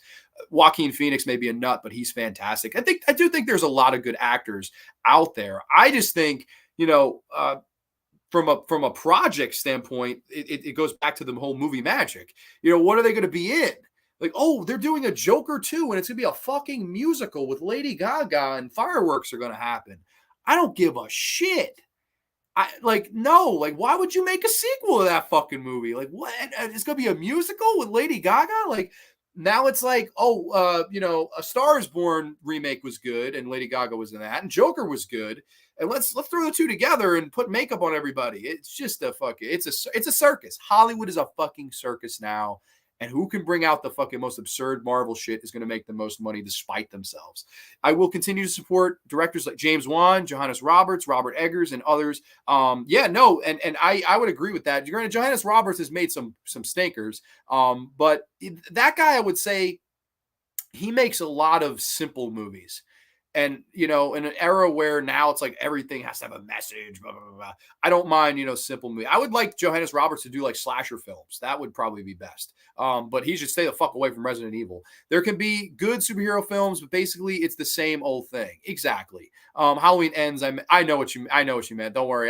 Darren, it's to me and you, buddy, it's the same bullshit. I know we're on the same page. Glad to hear your thoughts on Halloween Kills and Scream. Yeah, no, I'm sorry if you like those films. I'm sorry. They're good superhero films, but not a ton for me. That's just not my taste. Sup Wes. Yeah, no, fucking, I cannot stand it. I think David Fincher will usually keep firing all the cylinders, and maybe Christopher Nolan too. Yeah, no, totally. Totally agree with that. All right, next question here came from JP. Congrats, he said. What decade of horror movies do you consider the best? Somebody asked this on the last time I did this, and I did the surprise. A lot of people would go 80s. I would say 70s. Halloween, Dawn of the Dead, my all-time favorite movie. The Texas Chainsaw Massacre, The Omen, Carrie, The Exorcist, which, obviously it's one of the most famous 1970s horror films. Like those six right there. I mean, that's a who's who of horror movies. Alien, Burnt Offerings I would put up there. The Amityville Horror I would put up there. Of course, Martin. That's another one I fucking love. I'm just a huge 1970s guy. I really like 1970s horror. Big, big, big into it.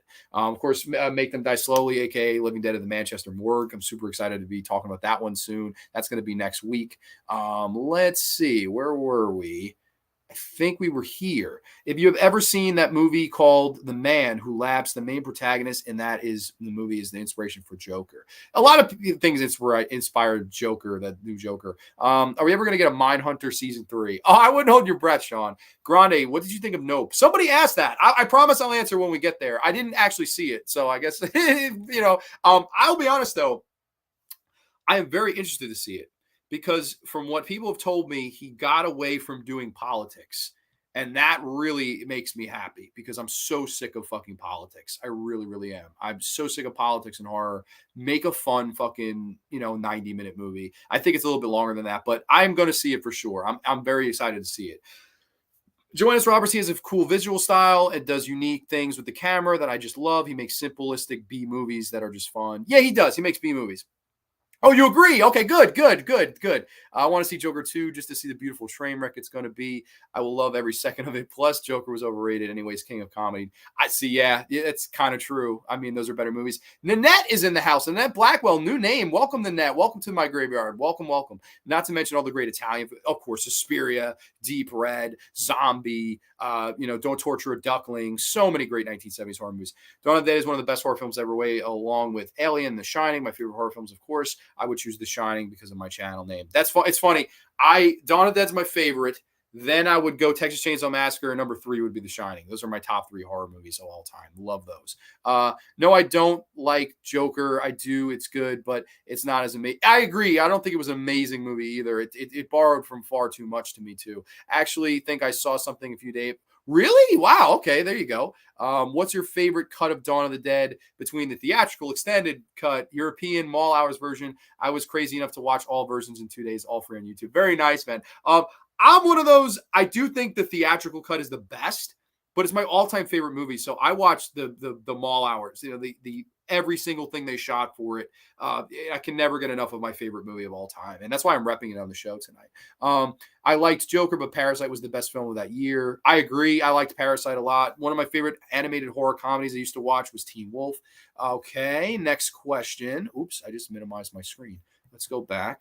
You have a tag team match for the WWE tag team belts. Pick anyone all time who are you tagging with, and who are we taking the belts from? Very cool question, JP.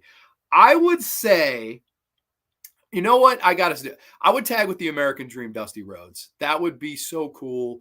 I saw Miss Carter commented that that's what my answer would be, and she's right. That's who would be. I'm going to tell you something. American Dream, Dusty Rhodes, and the Pajama Pants Player Daddy. We're going to drop the bionic elbow on you, Cody. That would be so much fucking fun to tag with him, reincarnate Big Dust, and win the tag titles with the American Dream. Who would I want to face? Answer would be the Hart Foundation. I love Bret Hart, one of my favorite wrestlers of all time. Love Jim the Anvil. May he rest in peace. Would be so cool to say I worked with Bret Hart and beat him for the tag titles. So I would say work with Dusty Rhodes as my partner, and then, of course, beat the Hart Foundation for the tag belts. That'd be fun. Next question from Dead Pit Radio. What is the coolest horror movie poster of all time? I would say Sleepaway Camp 2, just because you have everything on it. I mean, the Freddy glove, the Jason mask, the chainsaw, and the Unhappy Campers logo, and the girl that's not in the movie. To me, it's the greatest. It's a holy grail of one sheet posters. I really want it. If any of you ever see it for sale, I'm talking about the one sheet, which you probably won't. I would pay dumb money for it. I'm just saying that's my number one, because I have the one sheet of 3. But man, Sleepaway Camp 2 would be cool. And then number 2, who'd win in a fight? Uncle Bill versus James Ellsworth. Now that would be some pay-per-view shit right there. Absolutely. Love you guys at Dead Pit. Thank you so much for, support and for entering tonight. It means a lot to me. Like I said before, I wouldn't be here if it wasn't for Dead Pit. I mean, that was my show through middle school and high school. And like, they got me through hard times, just those two and their chemistry and the ways they make you laugh and their sense of humor. And like the gloves always came off. I just, Dead Pit Radio to me is like one of the most important shows of my life. It really is. And I couldn't, thank them enough for all the great shows and content over the years. So for that, I'm saying Uncle Bill goes over and we fucking all go down to Prestonsburg, Kentucky and fucking celebrate. How about that? Mull's hour cut for life. Parasite was a real game changer for cinema. I loved it. I thought it was really good. Can you remember whether or not the Mull Hours version ends with the gonk music? I don't know. Personally, there was a movie called Parasite in the 80s. It was a sci-fi movie with young Demi Moore. Very cool. Do you like the original or new April Fool's Day movie or both? I like the original and I hated the remake of April Fool's Day. Love the original though. I would tag with Edge and take on the Killer Bees, one of the most underrated tag teams of all time. Very cool. I like it. I love Edge too. Yep, it does. Okay, good. As long as we end with the gonk. I mean, that's Robot Chicken learned that. Ben Grimm is next. Congrats, buddy. What modern horror movies could you still see people talking about 20 years from now? And if they made a new Masters of Horror season, what modern directors would you like to see do an episode of the show? Again, congrats, you have a great channel. Thank you so much, Ben. I appreciate the kind words. I would say modern horror movie that will be famous in 20 years from now. So that's got to be one that people love. I would say The Conjuring will still be beloved in 20 years. I think that's an old school movie. It scared the shit out of people. It struck a nerve. I think The Conjuring is a really fucking important horror movie the last 10, 15 years. I would say that one would be my pick for one that will still be a classic 20 years from now, and people will still be talking about how it scared them. If they made a new Masters of Horror season, what modern directors?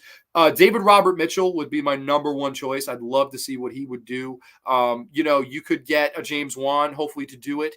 I would love to see Cronenberg's son do an episode. I'd love to see Lucky McKee come back and do an episode, see what he's got, 10, 15 years since Sick Girl.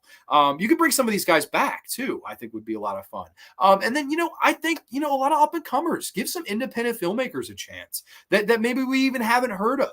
Let somebody, give somebody a creative template to do a 44 to 50-minute episode of television and let them be uncensored with it. Let them go for it.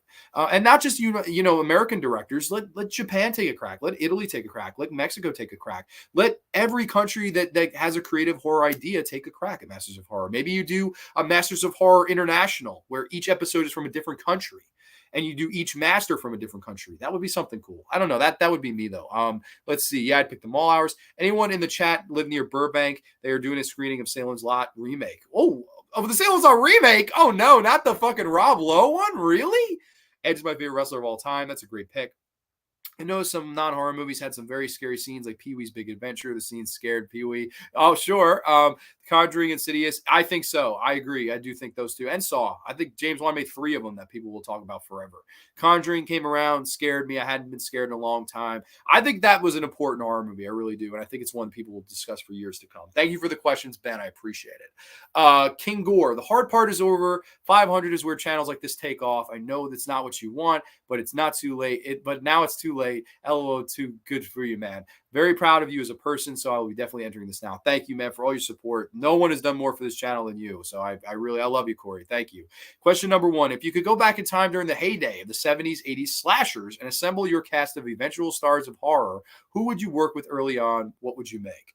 Wow, that's a very chock-full question. I have a script in my head to make this movie called, It All Comes Out in the Wash, which of course is a title taken from a Tales from the Dark Side episode, but it's about this laundromat where you can place hits on people.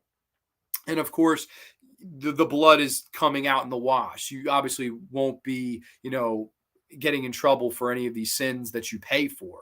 And then, of course, my whole idea was to have this whole organization in the back working for this little 5'0" lady who had this evil plan to kind of, open this organization for the world. That's the movie I'd like to make. But what cast would I go for? I mean, I'd want to work with Pamela Springsteen. She's my favorite. I love Pam Springsteen. I love Amy Steele. Would love to work with her. Judy Aronson is someone I'd love to work with, female wise, actresses wise. Actor wise, I would want to do David Hess. I'd want to work David Hess. I'd want to work Ken Foree. I just love both of them. I think both of them just brought such a cool, calm, and collected demeanor to the films that they were in. And Ken Foree and David Hess especially. I mean, those are two of my favorite actors that ever did it, genre stars wise. So I'd want to work with the both of them.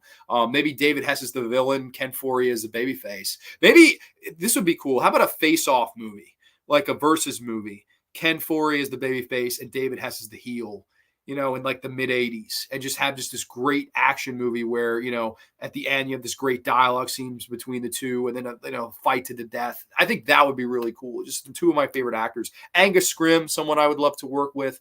I don't know. I'm a big fan of all of those guys. So I definitely really like them. Let's see. Congratulations on 500. You deserve it. Mateo, I thought it was your anniversary tonight, man. I can't believe you're here. Oh my God. Well, happy anniversary. And thank you for showing up, my friend. I appreciate it. I'm not sure if What Lies Beneath is considered a horror film or not, but it had some good jump scares and pretty wicked. I like What Lies Beneath. Okay. They had a movie called Salem's Lot and it was made in 79. Love that one. They remade it with Rob Lowe and was in 2014. And now they're going to be coming out with another one. Really? I thought the Rob Lowe one was like the mid 2000, maybe 2004. I could be wrong. Most iconic: Lugosi, Carla Price, Lee, or Cushing. Wow. For me, it's Price. Of those guys, what do we got? 1, 2, 3, 4, 5 guys. Price. For me, it's Vincent Price. I love Vincent Price. The demeanor, the look, the charisma, just all of the wonderful, fun, colorful roles. The way that he would let himself go over the top, like most of those other guys wouldn't. Like Lee took himself very seriously. Cushing took seriously. Lugosi was probably, I would say, Lugosi second. I love Lugosi as Igor, and I love Karloff. I would say Price, though, for me. I think Vincent Price was just one of the great horror talents of all time. And like, if you ever did a horror actors Rushmore, I think he'd have to be the first one. I really do. Like, even over Jamie Lee Curtis or like any Final Girl you could think of, I really do think Vincent Price is just, he's iconic. He really is the most iconic fucking, horror actor to me. Great question. I would love, you know what? We can do community posts now. Mateo, I'm going to steal that from you. So don't get mad at me, please. I'm going to do a poll of those 5. We'll see who wins. Najee and CD locked up. Thank you, Johnny Perner. He's doing my fantasy draft tonight. Thank you, my friend. If you ever watch that show Garfield Friends during one of its final seasons, there will be some like anthology horror segments called Garfield's Scary Tale. Oh, I didn't know that. Do you think John Carpenter should make one last film? No, I don't. I think John Carpenter is collecting paychecks for these new Halloween movies, and rightfully so, because John Carpenter made a lot of films that were fantastic and that unfortunately did not make a lot of money in the box office. Like Big Trouble in Little China was a flop. I mean, think about that. It's one of the greatest fucking movies. The Thing was a flop. It is literally some of people's favorite movie of all time. John Carpenter's The Thing, and it was a flop. So I think he should collect his money, go watch his Kentucky basketball games, play video games, smoke all the pot you want. That's what John Carpenter wants to do. Don't fucking make anything else. A lot of people hated The Ward. A lot of people fucking hated his, at least his second Masters of Horror or Ghost of Mars and Memories of the Invisible Man. I think John Carpenter should just collect his money. You did enough. You accomplished enough. A lot of consider him the greatest of all time, and I don't think you can really argue it. I mean, there are others I like more, but I think John Carpenter's earned the just enjoy the sun while you have it. I really believe that. I don't think he should keep working. Guillermo del Toro has a new anthology series. Really? I got to watch that. Did you see they showed Guillermo del Toro's house? It was fucking awesome, man. I want to go to that house for a fucking weekend. I'm going to go Price, Mateo, but they're all legends. Yeah, I agree.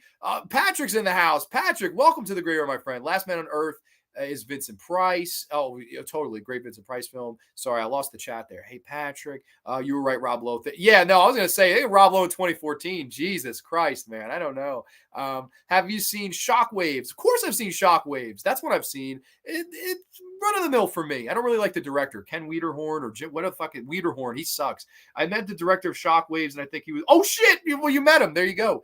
He also directed Return of the Living Dead Part 2, which I fucking hate. John Carpenter's films always struggle to make money, which is it's just a shame, man. Argento making another film at the start of the next year. I like Dark Glasses too, and I think it's cool he's still working. I don't know. I think it's nice. I don't think he's ever going to make anything, as good as he used to. But again, as long as he doesn't make anything as offensive or bad as Dracula 3D or Giallo, we're fine. Hey, you know what? Let me phrase it this way: if they love it still and they want to keep making movies, they've made enough gold to do whatever they want to do now. If John Carpenter wants to chill, that's fine. That's good for John Carpenter. I would say, let me rephrase my answer to the Carpenter question before. Let me rephrase it. I want them to do whatever makes them happy. It's not about me. It's not about us. It's not. It's that guy's career. It's that guy's life. It's that guy's passion. And if they still want to keep working, God bless them. Keep working. As long as you're healthy, man, and you're happy and you're working, I think it's a wonderful thing. But I will say that you're not kidding anyone, that you're never going to make The Thing again. You're never going to make Suspiria again. It's just those days are only in your prime, and you're past that. But if it makes them happy, do what makes you happy. I'm a big believer in that. I forgot to tell you, I heard about your channel from my friend Knight. Knight went, oh, very cool. Knight's one of my favorite people in the world. Very, very cool. Thank you for joining the show tonight. Preaching Man, I will admit The Thing is my favorite film ever. His films always underperformed or barely made their money. It's a shame. How did Christine flop? Christine's great. I think Scorsese's films had a hard time making money until The Gangs of New York. Really, he made a lot of movies. They were all flop. I didn't know that. I mean, unless I'm completely mistaken. I'm looking for the Continental Hotel. Grande, I don't think Shockwaves is great, but I find it to be very enjoyable for me. Yeah, no, it's passable. Question 2: have you ever stopped up a loved one's friend's place of business's toilet and just had to abandon it, or worse, face direct consequences? I've never clogged the toilet embarrassingly, but I have a little bit of a story. So this was years ago. I was driving home this girl I was seeing at the time, and her parents didn't know we were together. And I had to pee. And so, we made out before we got in the house, and I had a little bit of a boner and I had to pee. So I had my hands over my fucking dick. And we walked in the house, and they were sitting in the fucking, the lounge chair with the lamp, and turned it on, just like the movies. Turned it on and just, so where were you? And I'm standing there holding my fucking dick down. So they must have thought the worst of my dumb ass. That was the most embarrassing. And I had to pee. I had to pee so bad I could taste it. So I fucking went in their bathroom anyway. Their dad looking fucking furiously at me. And I got out of there. I was like, oh shit, so that, that's one where I had to awkwardly use somebody's bathroom. But it wasn't shit related. I had some shit stories too, but nobody asked about those. So I don't know. Maybe we best left those forgotten, the shit stories, because it's not clogging, but I have quite a few shit stories. One too many. Bonus question: would I rather fight Adam Green from 2005 or Amber Heard present day in a boxing match? Love you, bruv. Keep killing him. Thanks, brother. I love you too. I would fight Adam Green. I hate Hatchet. I'm famous for hating Hatchet. I fucking despise Hatchet. Absolutely hate it. I would fight Adam Green and I'd kick his candy ass. Man, I would. Sorry. I just answered your questions too. That was your bonus question, Corey. Dude, don't be sorry at all. Thank you for all your love and support. I did. I kind of had a little bit of a chubby, a stiffy, whatever the fuck you want to call it. It's the truth. That's kind of what happened there. Yay, shit story pudding. Yay, put it in your mouth. I mean, all right. We'll tell the shit story. We'll tell the shit story quickly, okay? So we used to have this upstate place. And, me and my dad, we used to go up there for weekends. We'd go four-wheeling, and we'd go see the fucking, we go see the races, and we get the 109 diner. I mean, we had a great time up there. But this shit story was the worst time we ever went up there together. And we fucking stopped at this shithole place, which should have been a warning, a shithole and a shit story. Yep. Shithole place called Danny's. It was called Danny's Diner. And we went to Danny's Diner, and my fucking dumbass decides, I'm going to order mussels. Delicious. They tasted so fucking good. That white wine broth and the garlic, and I was fucking stoked. I enjoyed every bite. About 10 minutes after we get in the car, my dad tries to start the car. The car's dead. Oh shit. The fucking car is dead. What the fuck are we going to do? So he goes, hey man, we'll call a cab. And now keep in mind, upstate, we're in the middle of fucking bumblefuck. We're in the middle of fucking Kerhonkson and New Paltz. I mean, we're in the middle of bumblefuck. The cab goes, oh, okay, we'll be there in an hour. So we're like, fuck, man, we got to wait around an hour. So we're standing there with our fucking thumbs up our asses, and fucking all of a sudden the muscles caught up with me and I had a shit. And I knew it wasn't going to be pretty. It was fiery and liquidy and not solid. And I fucking turned as red as this fucking shirt. And I just started sweating. And I fucking went into Danny's and I was like, oh my God, I'm going to blow up Danny's bathroom. The bathroom was fucking out of order. I shit you not. Only the women's was open. And that, nowadays I could have used the women's, you know, because of the world we live in, but I couldn't. So I had to go across the street to this fucking gas station and use their fucking shitter. I get in there and there's a fucking, I'm not even kidding you, there's a toilet, there's a shitty little thing with like maybe 2 fucking things you could wipe with, and a fucking bee's nest in the corner of this place. I fucking am like, oh my God, what the fuck am I going to do? Once I start shitting, I know the bees are going to come for the smell. So I fucking go over there and I pretty much standing up just went. And it was insane. All these bees flying around. It was like the Amityville horror scene with fucking, the fucking priest and all the flies. Or Scary Movie 2 with James Woods in the fucking bathroom and the flies while he's taking a shit. This was me with bees, bro. And 3 of them stung on my leg. I had 3 stings on my left leg. And I fucking got out of there, and honestly, I couldn't wipe very good. I got 2 wipes, and I got out of there. I wasn't wiped fully. And then of course my dad, he's looking at me. He's like, "What the fuck happened to you?" I'm like, "I just got fucking stung by a bunch of bees while taking some fucking diarrhea of mussels in this shithole gas station." Real story. That's my shit story. It's And then of course the cab came 2 hours later. Of course, and then I got the wipe. So yeah, that was something. That's a true story. Wow, we had a lot of comments. Oh geez, I think we were here from 1 to 100. Old shit stories are always funny. I have a ton of them. They're not fun. Fucking Hatchet. Fuck Adam Green. You fucking suck. Oh yeah, Hatchet isn't too good. It's fucking garbage. Everybody can praise it and jerk off to it in their fucking semicircles. It fucking stinks. Think if the Marrow was strong. I liked Frozen. I think that's a good movie. Yeah, and Nanette, it's very underrated. Let's see. Not the bees, my eyes. Yeah, no, Candyman, but not real candy. I don't know. It was a bad experience. Welcome to Grande Shitter. Yeah, imagine if I did a show live from if I reviewed Hatchet 2, maybe I'd review it from the shitter. Brian, oh my God! Speaking of that, there's a bug in here. I upset the fucking bees here. It's not a bee. He said it's going to be a very horny movie. Really great.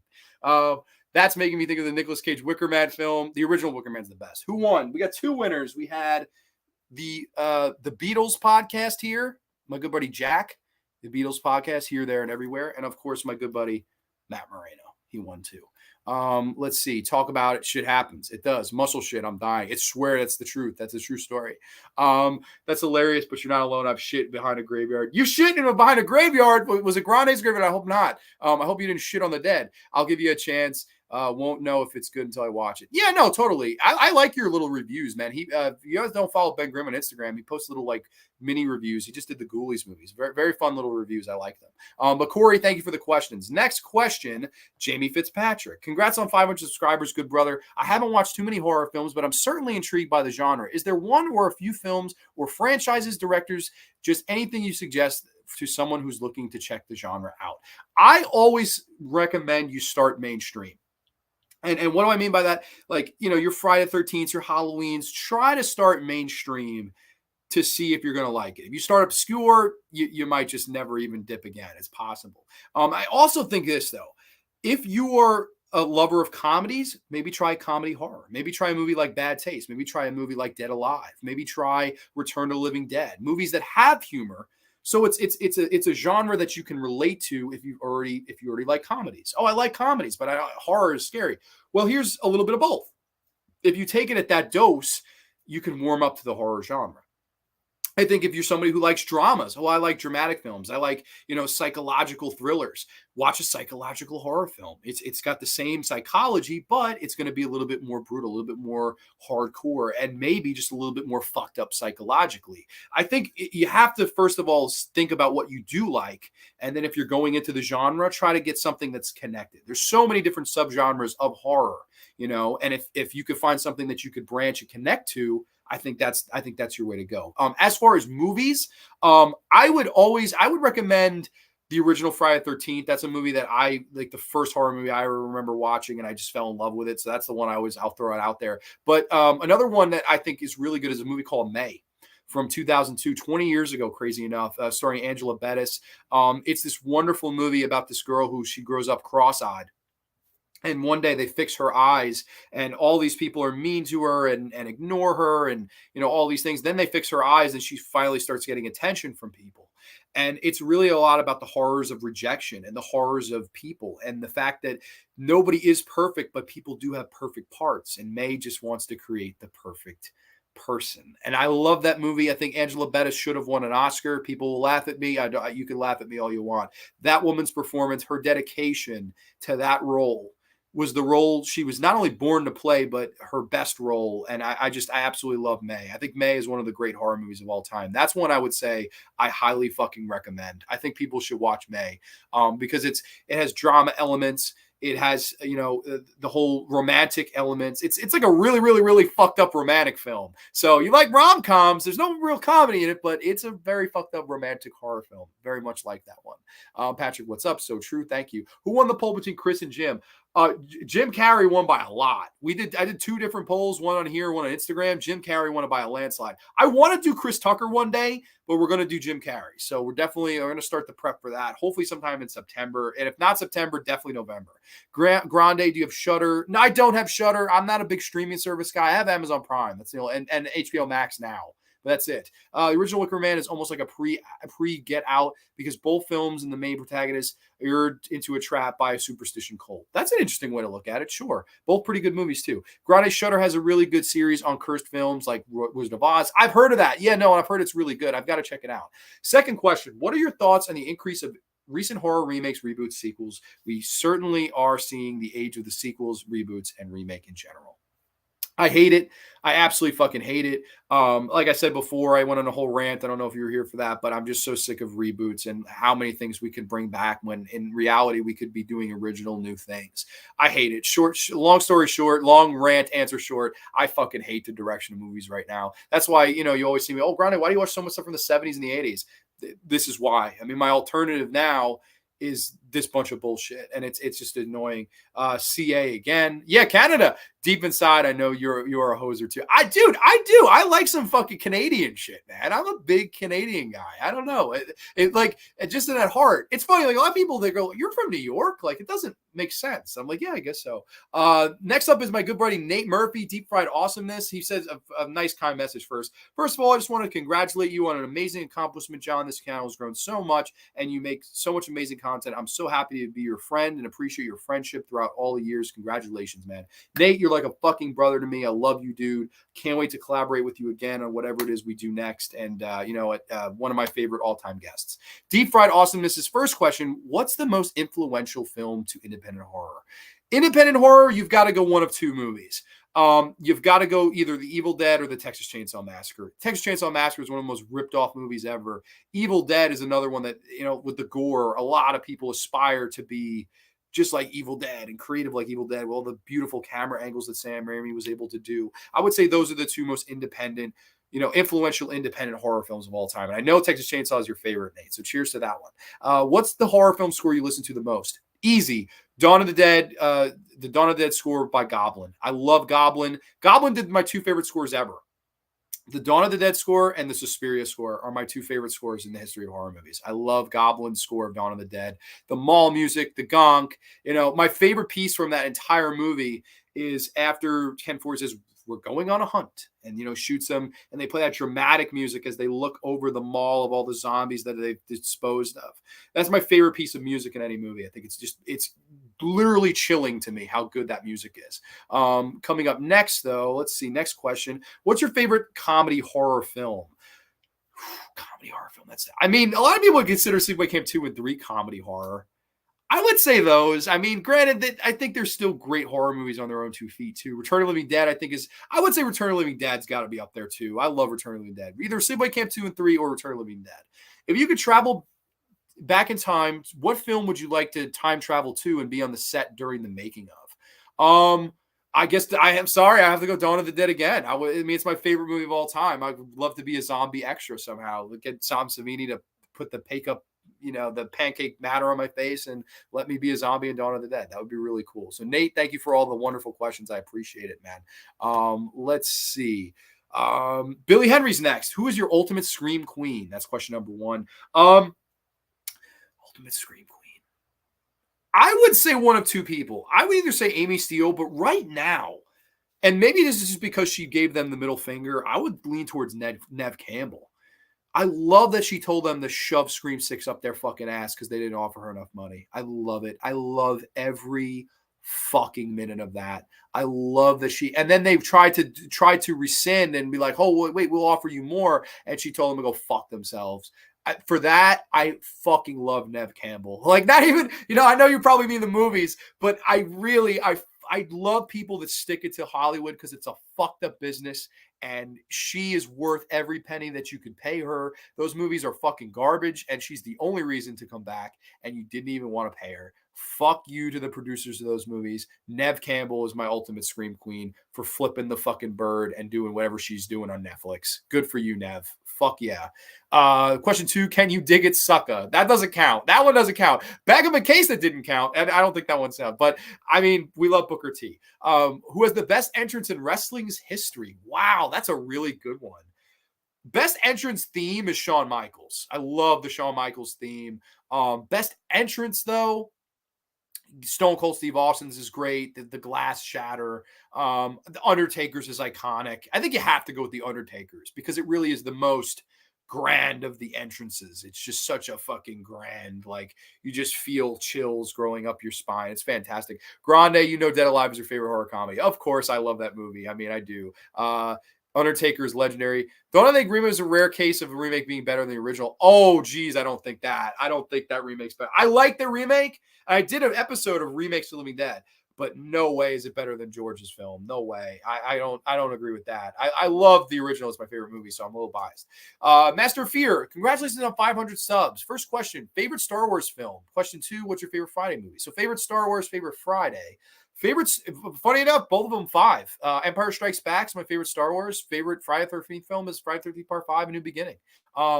I mean, Empire Strikes Back is a popular one to pick. I mean, that's most people's favorite, but Friday 5 is most people's least favorite. So interesting there. I would totally say, yeah, Friday 5 and Star Wars 5. I love Empire Strikes Back. Undertaker for sure, totally. Nev Campbell, Heather Langenkamp, Catherine Isabel, Kathy Bates all of those are great. I think Catherine Isabel is really good. Okay, take care, everyone. Enjoy the content. Congrats on the channel. Dude, thank you for the support, Sean. I appreciate that.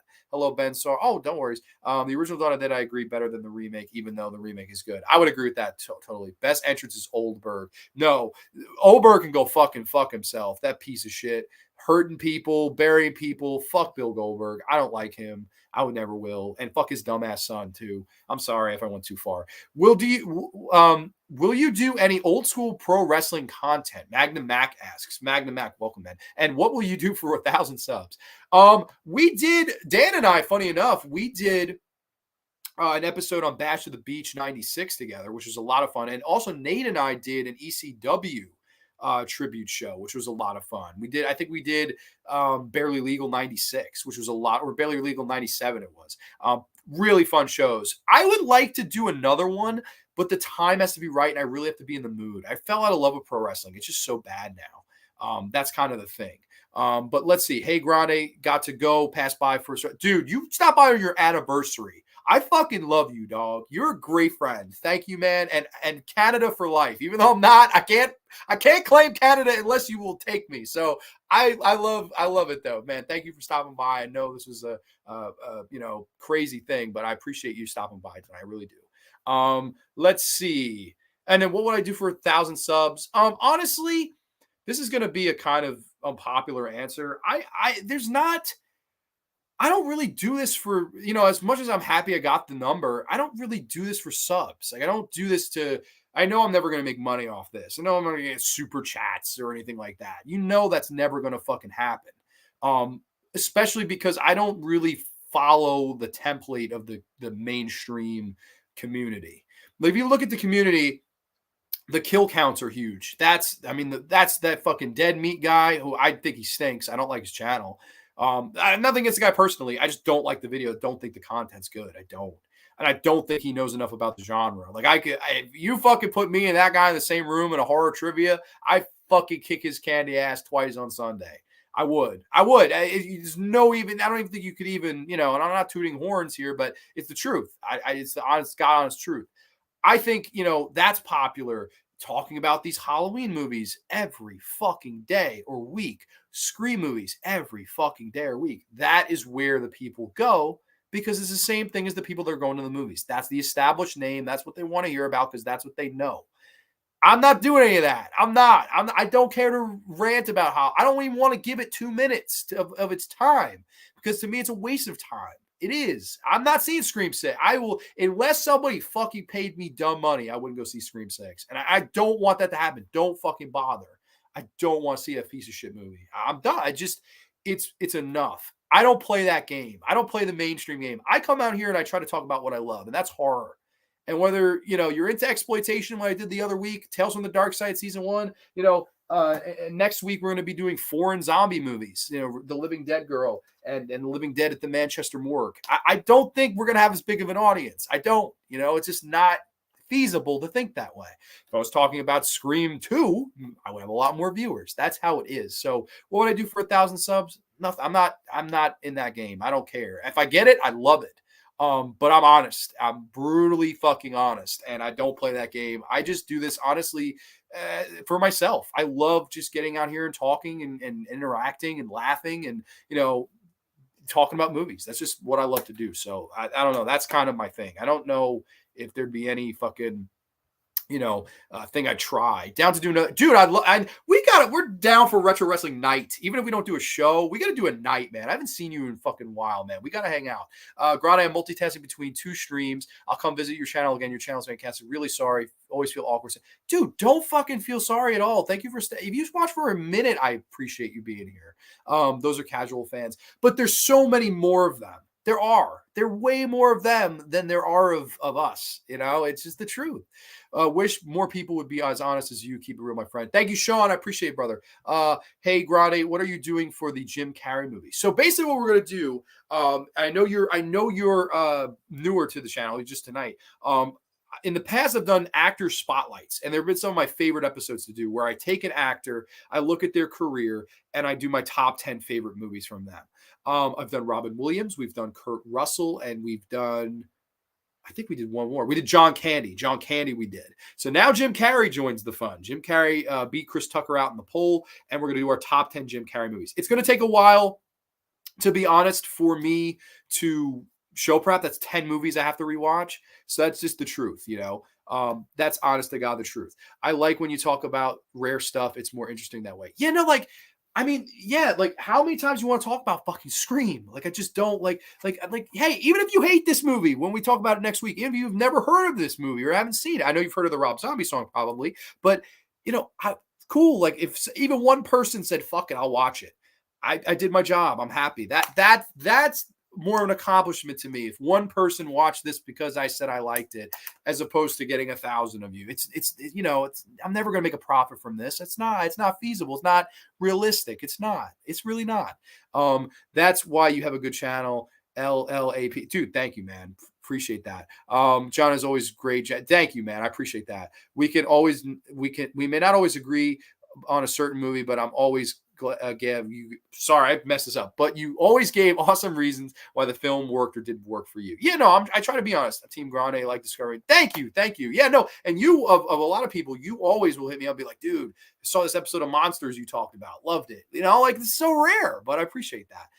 Thank you, dude. You saying that means a lot to me because you're a big inspiration for that. You are. You're another person that gets on here and you fucking tell it how it is. And I love that. And I think, so you have, 21,000 and Patreon requests and things like that. That's so great. That's so wonderful, man. And keep doing you, man. Like same thing. You're doing well too. Thank you, Grande. I'm not the biggest franchise fan. Don't mind talk about them once in a while, but most channels do. Exactly. It's like, if you notice, those are usually the ones that this will sound mean, but you have a cult. It's like you have a cult of people. And it's like, oh yes, we're talking about Scream 4 again. Oh my God, we're talking about Scream 4. Is Hayden Panettiere gonna come back? Did she die in the fourth one? Who gives a shit? I see them and I'm like, man, and you'll see the likes and the subscriptions. I look at that. I'm like, yo, I don't care if Hayden Panettiere survived Scream 4. I don't give a fucking fuck. I don't. I'd rather talk about a fucking foreign lesbian zombie movie because that sounds so much more interesting to me. I don't know. That's just me though. Brother Steele, welcome to the graveyard, man. Oh yeah, hell yeah. It's weird. I have YouTube channel and I didn't think that I did that many people to be on my channel because I didn't want to do what everyone else was doing, but I get that a lot more than I thought I would. Yeah, that's fantastic. You're ready for Scream 8. Oh, geez. I got a bootleg of Scream 9. Oh, great. I can't wait. Maybe in Scream 9, Matthew Lillard will come back and fucking, he'll have an illegitimate daughter too. Get the fuck out of here. It's a bunch of bullshit. Horror with Hoss has our next question. Congrats on 500. Thank you. What is my favorite boutique label? I would say Arrow Video is my favorite. I love the stuff Arrow puts out. In my opinion, the best transfers, the best packaging. I mean, I have the Bird with the Crystal Plumage, Last House on the Left. They come with the mini posters, different kinds of cuts of the film. I think Arrow is the best boutique label. I love Arrow. Question 2, which physical media release would pain you the most to part with? It's funny. I had a lot of Dawn of the Dead repetitive here. Dawn of the Dead. I have the signed Blu-ray of Dawn of the Dead from George Romero. That would be one. I mean, I would never trade that for any money in the world. Not for $1 million. I wouldn't do it. That was a special moment for me to meet George Romero and for him to sign that for me. After he had signed for 6 something hours and greeted me like I was the first person in line. That memory is priceless to me. So that's kind of how I look at it. That would be the hardest physical media for me to part with. But a close runner-up would be the Sleepaway Camp 2 and 3 out of print Blu-rays. That would be tough because I know you can't get Sleepaway Camp 2 on Blu-ray is like literally $150 to $200 now. Like it's those are tough to find. I'm not much, but thank you for the kind words. Dude, anytime, I think you're the man. I do. But I really don't care. I want people that want to come on my channel and listen to what I have to say. You interact with me. And I had just a few people. Exactly. I have the same mentality, Nanette. I do. I really do. We've had a lot of people here tonight for me. 20 is a lot for me. Some people have hundreds and hundreds. That's great for them. But like, I enjoy this too. I think this is wonderful. I really do. I do cover the big franchises when I review. I have too. It's not like I'm not trying to act like, oh, I never would talk about Friday the 13th. No, when you're talking about it every fucking day is my issue. That's what I mean. I just do whatever I want on my channel. Yeah, it's true. You do. You just go with your own flow. That's what I like. If Scream 6 and new Friday the 13th comes out next year, which movie grosses more? Wow, I don't know. It's been a while. I would guess Friday, but I mean, I don't know. The Scream marks are out. They're fucking out, man. I don't know. I think it would be closer than people would think. On paper, I'd say Friday, but I don't know. Arrow has some nice packaging. Absolutely. Yeah, no, I love Arrow. Friday 13th will follow. Gideon, welcome, man.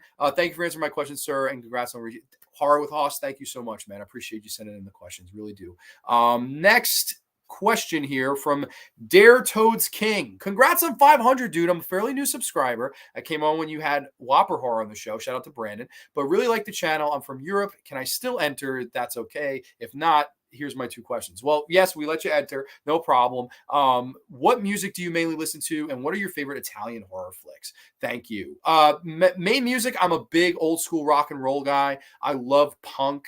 I love punk music. I'm a big fan of the Beatles, big fan of the Doors, big fan of Led Zeppelin, big fan of ELO, big fan of Fleetwood Mac. I love Leonard Skinner. I'm old school for someone who's only 25. I mean, like the music I listen to, people look at me like I'm fucking crazy. Like they'll come in my car and be like, of all the great new music, and I'm like, I don't know. I'm just kind of weird this way. I don't know. This is kind of the shit I like. But I like all, Minor Threat, Green Day. I like stuff like that too from the 90s. I'm kind of all over the place musically, but I would say like psychedelic 60s, 70s rock and roll. I love that stuff, man. I really do.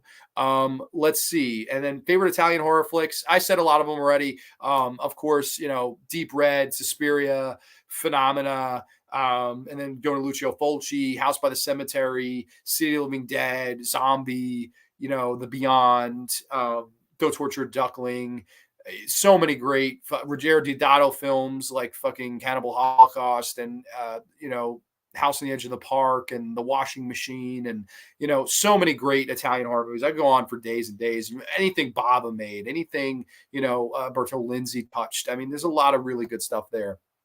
So that would be my favorite for Italian movies. Let's see. I think I might have missed some. Oldies are the goodies. I agree. Born in the wrong gen. I see a few of you that should have been born in mine. Yeah, I definitely was. I'm not. You would never think I'm a late '90s baby. We're just a minor threat. We're just a minor dude. Love Minor Threat. Huge fan. Sorry, I had a hiccup there. Let's see. Next question from Horror Lives Matter. Sean Blue Digital put you on my radar. Sean just left, but thank you, Sean. He changed his question a little bit. So he asked, the Friday 13th question has already been asked. How's this? Name a horror film that you wish you had seen when you were younger because you feel like you would like it more now if you saw it as opposed, or then if you saw it as opposed to if you watched it now. And then the second question is favorite De Palma film. That's easy. For me, it's Blowout. I think Blowout is the best Brian De Palma film. Easily my favorite. I love that movie. I think it's fantastic.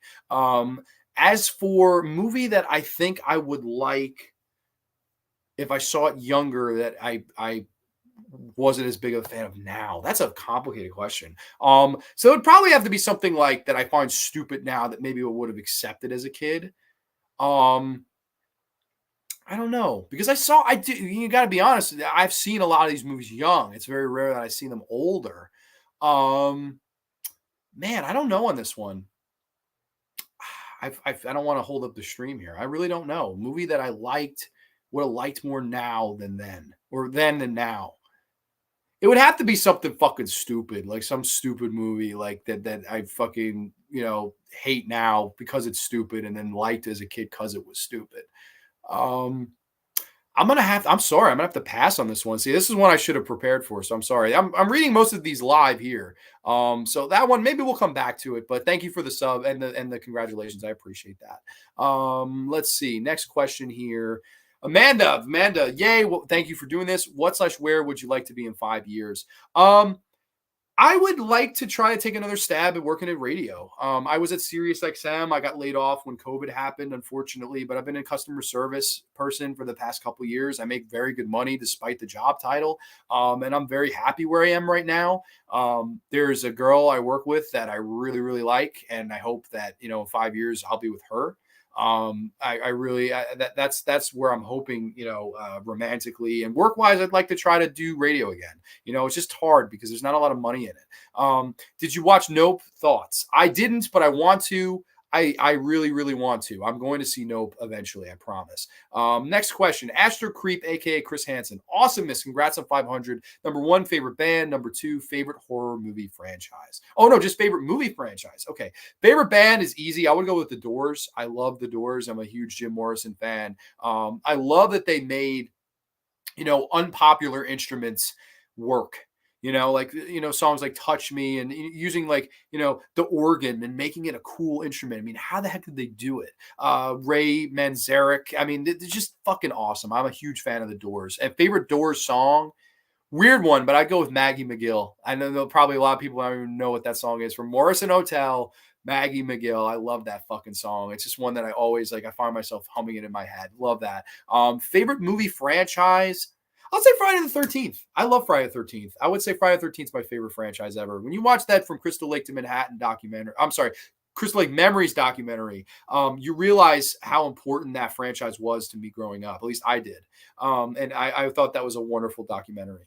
Do you like X? I didn't see it. I fucking hate Ty West. I would bet a lot of money that I would hate X, but we'll see. I like the big movies like Halloween and Scream, Friday the 13th, and Nightmare on Elm Street, but watching people talk about it day after day. Exactly. Of course, I don't want to hear about it. I get tired of hearing about it. Yeah, no, I agree. Exactly. I love pizza. I can't have pizza every day. I want to have a burger. I want to have a steak. I want to have vegetables. You know what I mean?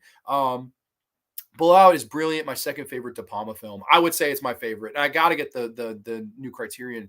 Nope was messed up. Hopefully in a good way. Oh, good pick. Sirius XM, interesting. What did you do there specifically? You had a radio show. So no, this is a crazy story. And it was my real true 15 minutes because the pandemic was the reason I got laid off there. So I got out of college. I'm a pro communications major. I graduated and I started applying for jobs and I applied for Sirius XM and sure enough, I interviewed New York City in a suit. I was scared. I have a picture of myself the day of just because I was like, I'm being interviewed by SiriusXM. Like, I don't think I'm gonna get hired, but we'll see. The position was for board managing, which basically means you are the person that plays the advertisements between sports games. So we did baseball, NASCAR, football. I never did hockey. I did those three. I did NASCAR, baseball, and football. Those are the three I did.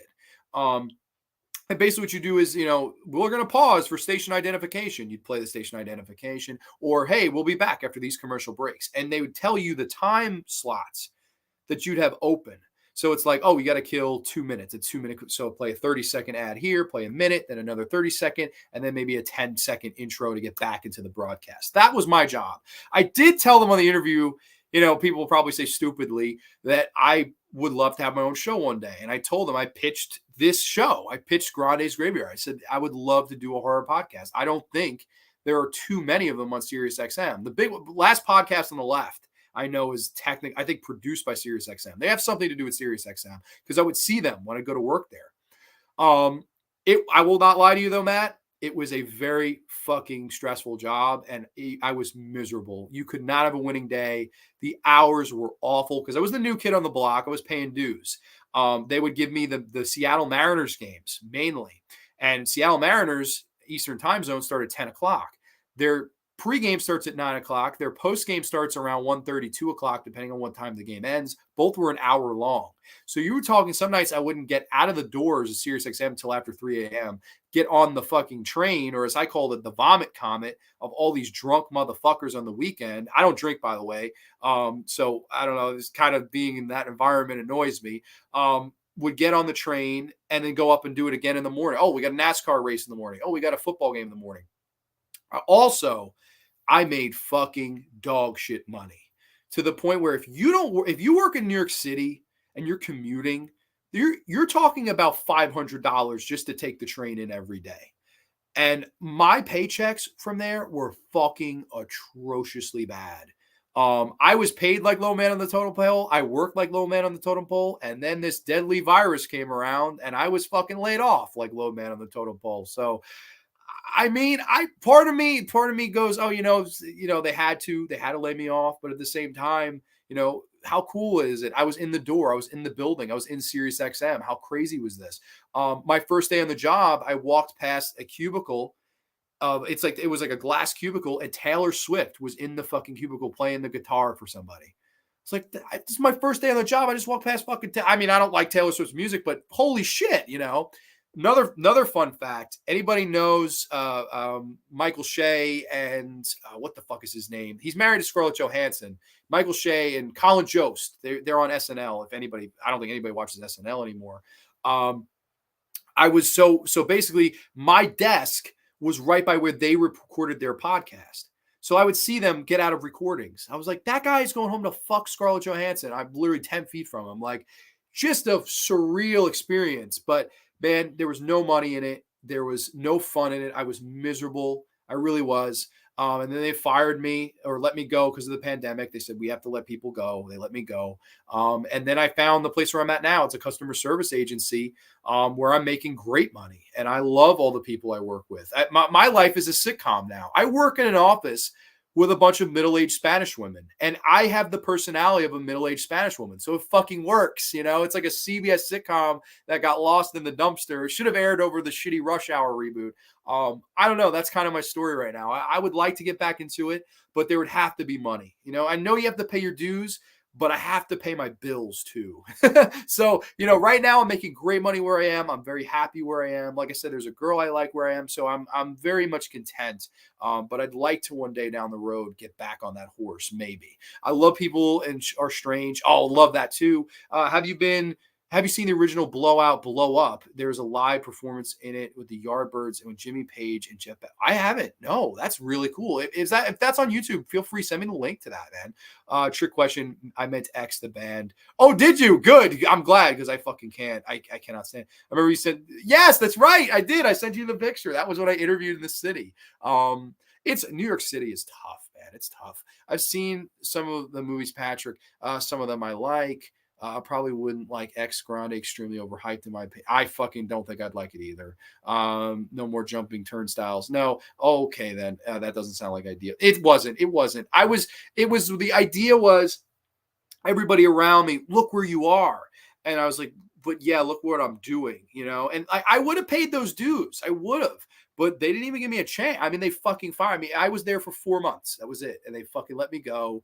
And then I fucking, started it at a That's what I did. Ella Colin Jost is truly living the life. Yeah, no. And I was like, holy shit, that's him, I didn't know what I was going to say. I wouldn't be like, I'm a fan of you. I'd be like, I like your wife, honestly pitched that sitcom idea. Hey, literally take a camera into my building. It's funny. Jay Grom with the Mammies. Dude, I swear to God, it is a sitcom that never aired. We sing in Spanish. I have videos of me singing in fluent Spanish. You would never believe it. It's a really fun time. Grande Mamacitas. Yeah, no, totally. Okay, so next question from Frank Mazzitti. He asked a bunch. And oh man, these are pretty wow. What is the best horror movie you've ever seen? Dawn of the Dead. What is my shoe size? Weird one. 11 and a half. What was the date of your first communion? I couldn't fucking tell you. Do you get gas when you eat eggs? I don't know. Did you ever date Alexa Bliss? I fucking wish. Do you watch gladiator videos? No. And have you ever seen a grown man naked? These were the weirdest questions of the bunch. I think we're just going to move on. Thank you, Frank. Weird questions. Next one, though, from Mateo. Ciao, Grande. Congratulations on the milestone. You deserve 5,000 more. First question, will the Blue Jays make the wild card spot? Yes, they will. The Blue Jays will hit and pitch enough to get that wild card spot. I think they get the last spot. And I think the Mariners are red hot right now, so you got to watch out for them. Second, best 3 Fulci movies. Don't Torture Duckling, House by the Cemetery, City of Living Dead, and then Zombie would be a very close fourth. I love those movies. I also really like The Devil's Honey. Next up, Rambo Raff. Oh, I skipped Nacho Bake. Okay, we'll do Rambo. Yeah, we'll do Rambo Raff first, as I said. Rambo Raff. First off, want to say congratulations. Sorry, I've not commented much. I've been very busy with life, but keep up the work. And as long as you're enjoying it, it's all copacetic, as I say. I agree with that. So here is my first question. What got you into making videos in the first place? My second question is, which boutique label do you prefer? Scream Factory, Arrow, Vinegar Syndrome, or is there another one that is your favorite? By the way, thank you for the message on Facebook. I appreciate it. Thank you, man. Thank you. I appreciate it. I would say the thing that got me into making videos was honestly Dead Pit Radio would be a big one. I mean, I used to listen to their show every single weekend.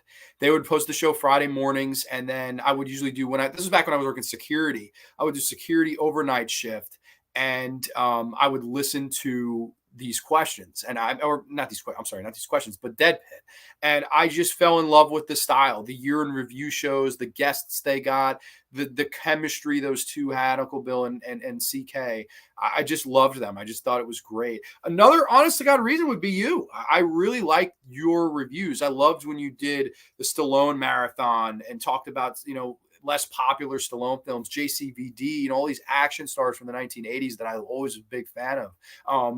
Your passion for not Lionheart, but Hard Target. I know you like Lionheart too, but Hard Target, that's your favorite film. It's so cool to me. That's such a different film to say is your favorite. I'm a huge fan of, this is more recent, like a year ago, Godzilla and King Kong, when you ran through all the films, touched a little bit on them. And I love you're a big fan of Godzilla and the Smog Monster, my favorite Godzilla film, man. Huge props for that. Again, 70s guy. But yeah, no, I would just say, like that. And then it just was like, man, I love watching these guys, tell and talk about their love for these movies and sometimes their hatred, because that's when it gets funny. But that's kind of what inspired me to kind of just try my own, and just do it myself. And I'm not as big as Dead Pit. I'll never be as big as either one of you guys, but it gave me something to shoot for. So I'd say that's why I'm a content creator. And then as far as boutique labels, I would say Arrow's my favorite. Scream Factory can go fuck themselves after what's going on right now. I like Severin. Vinegar Syndrome, it's very hit or miss. I talked to a guy from Vinegar Syndrome at a convention I was at recently, and he was fucking mean. So I don't know. Vinegar Syndrome is a little bit iffy right now. Love Blue Underground. Love Synapse. Those are some of my favorites. I love those for sure. Let's see. And so that, yeah, that's your question. We got a bunch of, I like this Frank guy. Of course you do. I'll tell him you like him. To be honest, those were creative questions. Yeah, to be honest, most obscure horror I've watched. Little movie called Mystics in Bali. It is the weirdest, most obscure horror movie I've ever seen. I think Mystics in Bali is the weirdest movie I've ever seen.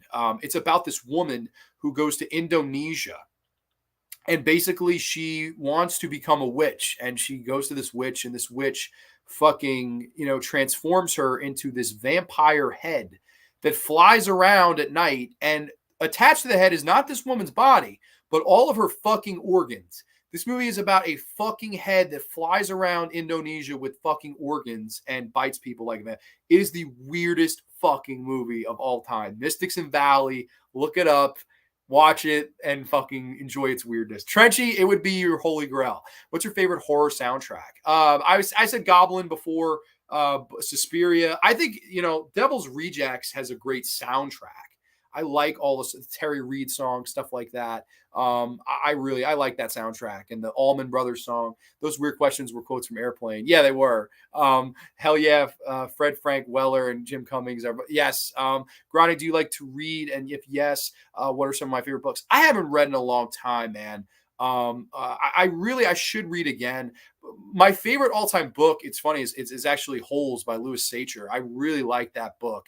But there's a ton. I grew up with Roald Dahl, who of course wrote the Twits and Charlie and the Chocolate Factory and the BFG, and just so many wonderful children's books. I loved Roald Dahl. George's Marvelous Medicine. I read a lot of those. I haven't read though for passion in a long time. And when you work 9 to 5, it's tough to get, have a social life and do a show. And, life does kind of run crazy from time to time. It really does. Godzilla versus Megalon is life. I like Godzilla versus Megalon as well. It's one of the, people hate it. What happened with Scream Factory? What happened with Scream Factory? Okay. So I don't want to go on a crazy, because if we get into this, we could be here fucking all night, and we already are here all night. I mean, we're not even halfway through these questions. The Child's Play 4Ks came out. And basically what happened was some people show that they were like covered in these weird grease stains. There's pictures on the internet. There are also emails that were written from Shout Factory to these fucking people saying, oh, rip up your posters. We'll send new ones. You have to prove them. And also the greasy discs. This is something like they give some bullshit excuse for it.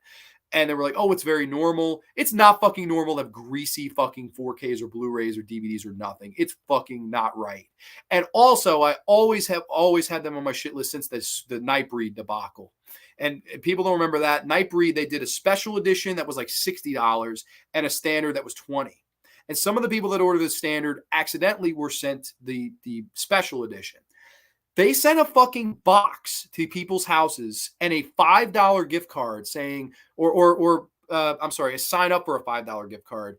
And they said, please send this back. You paid for the standard edition. If I had gotten that, I would have took a fucking monkey shit in that box and sent it back to them. Go fuck yourself. You sent me the wrong shit. I'm not sending it back because you say so. And you're going to give me a $5 credit. Fuck you, Scream Factory. You're a bunch of fucking scumbags. I don't like them. Thank you. Dude, anytime. Nice. Sounds like my kind of movie. That sounds amazing. Yeah, no, it is. Scream Factory quality has suffered greatly. They're not as good as they used to be. They're not. Vinegar Syndrome was just mean. Oh, okay. They just dismissed it, a-hole, ignored people. So basically what happened was I walked up to the counter and I asked him about the whole Thriller Accrual Picture thing. Because, of course, people that don't know, Synapse released the Blu-rays for about $20. Vinegar Syndrome released the 4K for like 50 and change. And they were 4Ks. And they got all fucking angry at Synapse for releasing it first and releasing it cheaper. And I asked the guy, I just said, hey, I have the 4K of Thriller Cool Picture. I love the transfer. I said, what do you think about the whole thing with Synapse? And he just went off and he was mean about it. And I was just like, he wasn't right. It just was very like uncomfortable thing. Like he didn't make it about them. He made it pretty much about like how nobody should support Synapse and blah, blah, blah. No, bullshit. Synapse is a good company. Don May Jr. purse is fucking hard into those releases. So to just shit on that guy, I didn't think was right. Because basically the whole story was, as far as I heard, is that the two of them were on good terms until this happened. and fucking Vinegar Syndrome. No, I'm sorry, Synapse said to Vinegar Syndrome, we're going to release this. We have this title. We're going to do a Blu-ray. And Vinegar Syndrome thought they were fucking joking. And then they did it, and apparently with this whole thing on Vinegar Syndrome's site, don't buy this version, blah, blah, blah, blah, blah. It's inferior. That's bullshit, okay? They're selling it for cheaper. Dame does a good job with these fucking Blu-rays. You don't think the Blu-ray of Suspiria was good? Come on. They were just angry that they fucking sold them like hotcakes. And I think it was really more anger towards them. But the way he said it to me was like, oh, fuck you for even bringing this up. I was like, I wasn't mean about bringing it up. I just asked him what his opinion was. But I don't know. Maybe I struck a nerve. If I did, I'm sorry. Scream Factory is telling who got damaged product that they won't send their replacements. Yes, exactly. That's true. The email, that is so true. Pete Roald Dahl's Tales from Unexpected series. Love Roald Dahl. Greasy Blu-ray. That's shitty as fuck. If you have people buying your films or supporting you in any way, they are the first priority. Yeah, and they won't take fault. They just don't take fault. That's why I don't like Scream Factory. They do not take fault. They fucked up the Craft 4K. You have to take fault when you fucking do something wrong. And instead, the customer is always wrong to them. That's why I don't like them. Do you have a foreign horror film franchise you follow? This is Nacho Bacon's questions. Question number 2, do you upgrade to 4K mostly or keep Blu-ray? And how do you think it would reflect your choice when 8K videos start releasing? I have some 4Ks. I don't double dip much. Unless I love the film, I don't double dip. Texas Chainsaw Massacre? Always. I love that movie. The Shining? Always. Dawn of the Dead? Always. But there are films like the Tenebrae. I love Tenebrae. I'm not fucking buying the 4K of that. I love that movie, but I'm fine with the Blu-ray. As far as 8K, no, it's always something. They always just up it, and go so far. I won't feel stupid if that starts happening. I'm happy with my collection. Do you have a foreign horror film or franchise you follow? Franchise? I don't know. Cold Prey would be a foreign one I like. I don't know if I follow it though. I don't know. I don't that question. I like a lot of foreign horror. I definitely do. Next question. Let's see. Fever Dreamland Theater, 500 plus. Yeah, man. Huge congrats on the milestone. The channel remains easily one of my top horror live streams on YouTube right now. And your knowledge of horror is incredible. I'll toss out a few quick questions. Number 1, of course, it was TZ related. Have you ever seen the original pilot episode, The Time Element? If so, what are your thoughts? 2, what horror movie would you recommend as a gateway into horror? Okay, so I have seen The Time Element.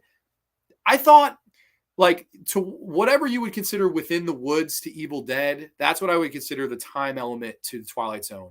It's a precursor. It's not as good. It's done by the same people, but they weren't quite there yet. That's kind of what I think of The Time Element. As far as question 2, what horror movie would you recommend as a gateway?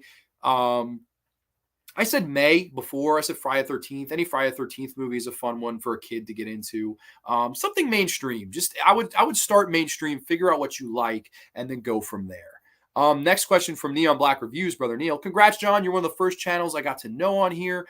Always appreciate your enthusiasm and honesty when talking about movies. Thank you, Neil. I'm glad the channel is growing, and I know it'll only get bigger. Thank you. Here are my 2 questions. What is the most extreme film you've ever seen? Did you like it? 2, what subgenre of horror would you most like to see a comeback?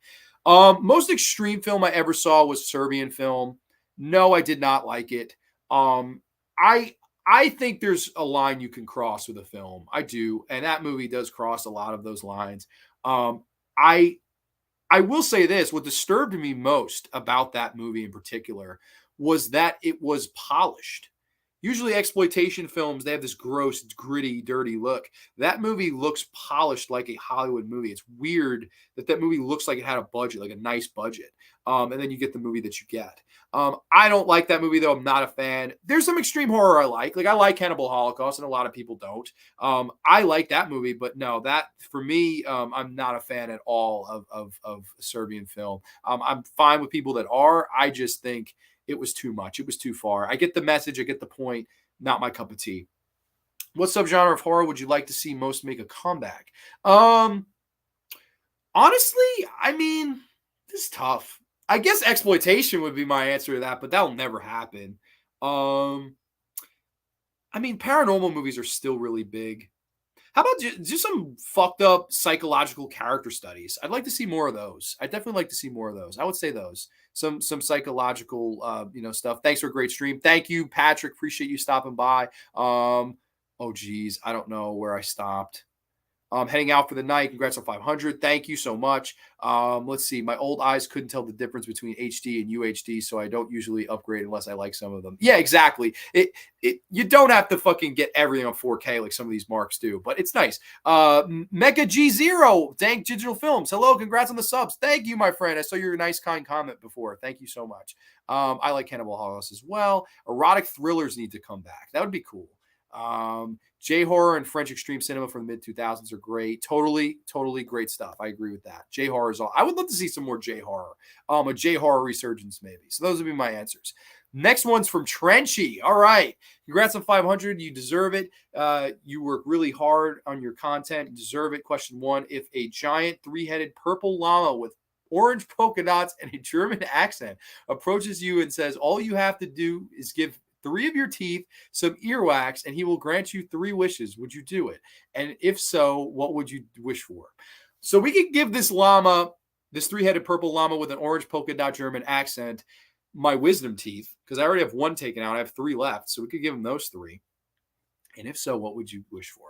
So I'll tell 2 of the wishes. I'm going to keep 1 to myself because hopefully that one comes true. Number 1, I'd wish for a job where I could do this for a living and make enough money to support myself. That would be wish number 1.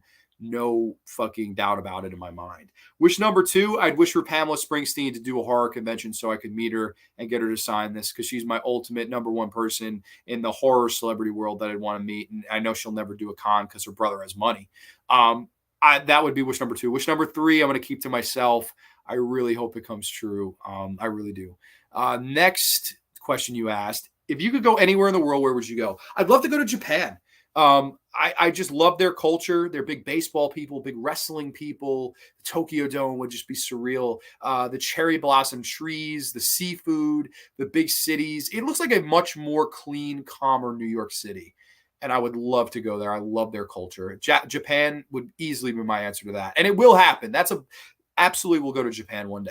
3, if you could bring back any director from the dead to make 1 more movie, but it had to be a remake of an existing movie, who would you pick and what would they remake? Romero's my favorite, so I'd bring Romero back and then have him remake Season of the Witch, which was his movie he made from the 70s. And he always said if he could remake anything, that would be the thing he'd do because he was upset with the way the movie turned out. So I would say bring Romero back from the dead and let him remake Jack's Wife, aka Season of the Witch from 1973. That would be really cool. 4, do you like fish? Of course I do. I just said I did. And if so, what kind of fish do you like and how do you like it prepared?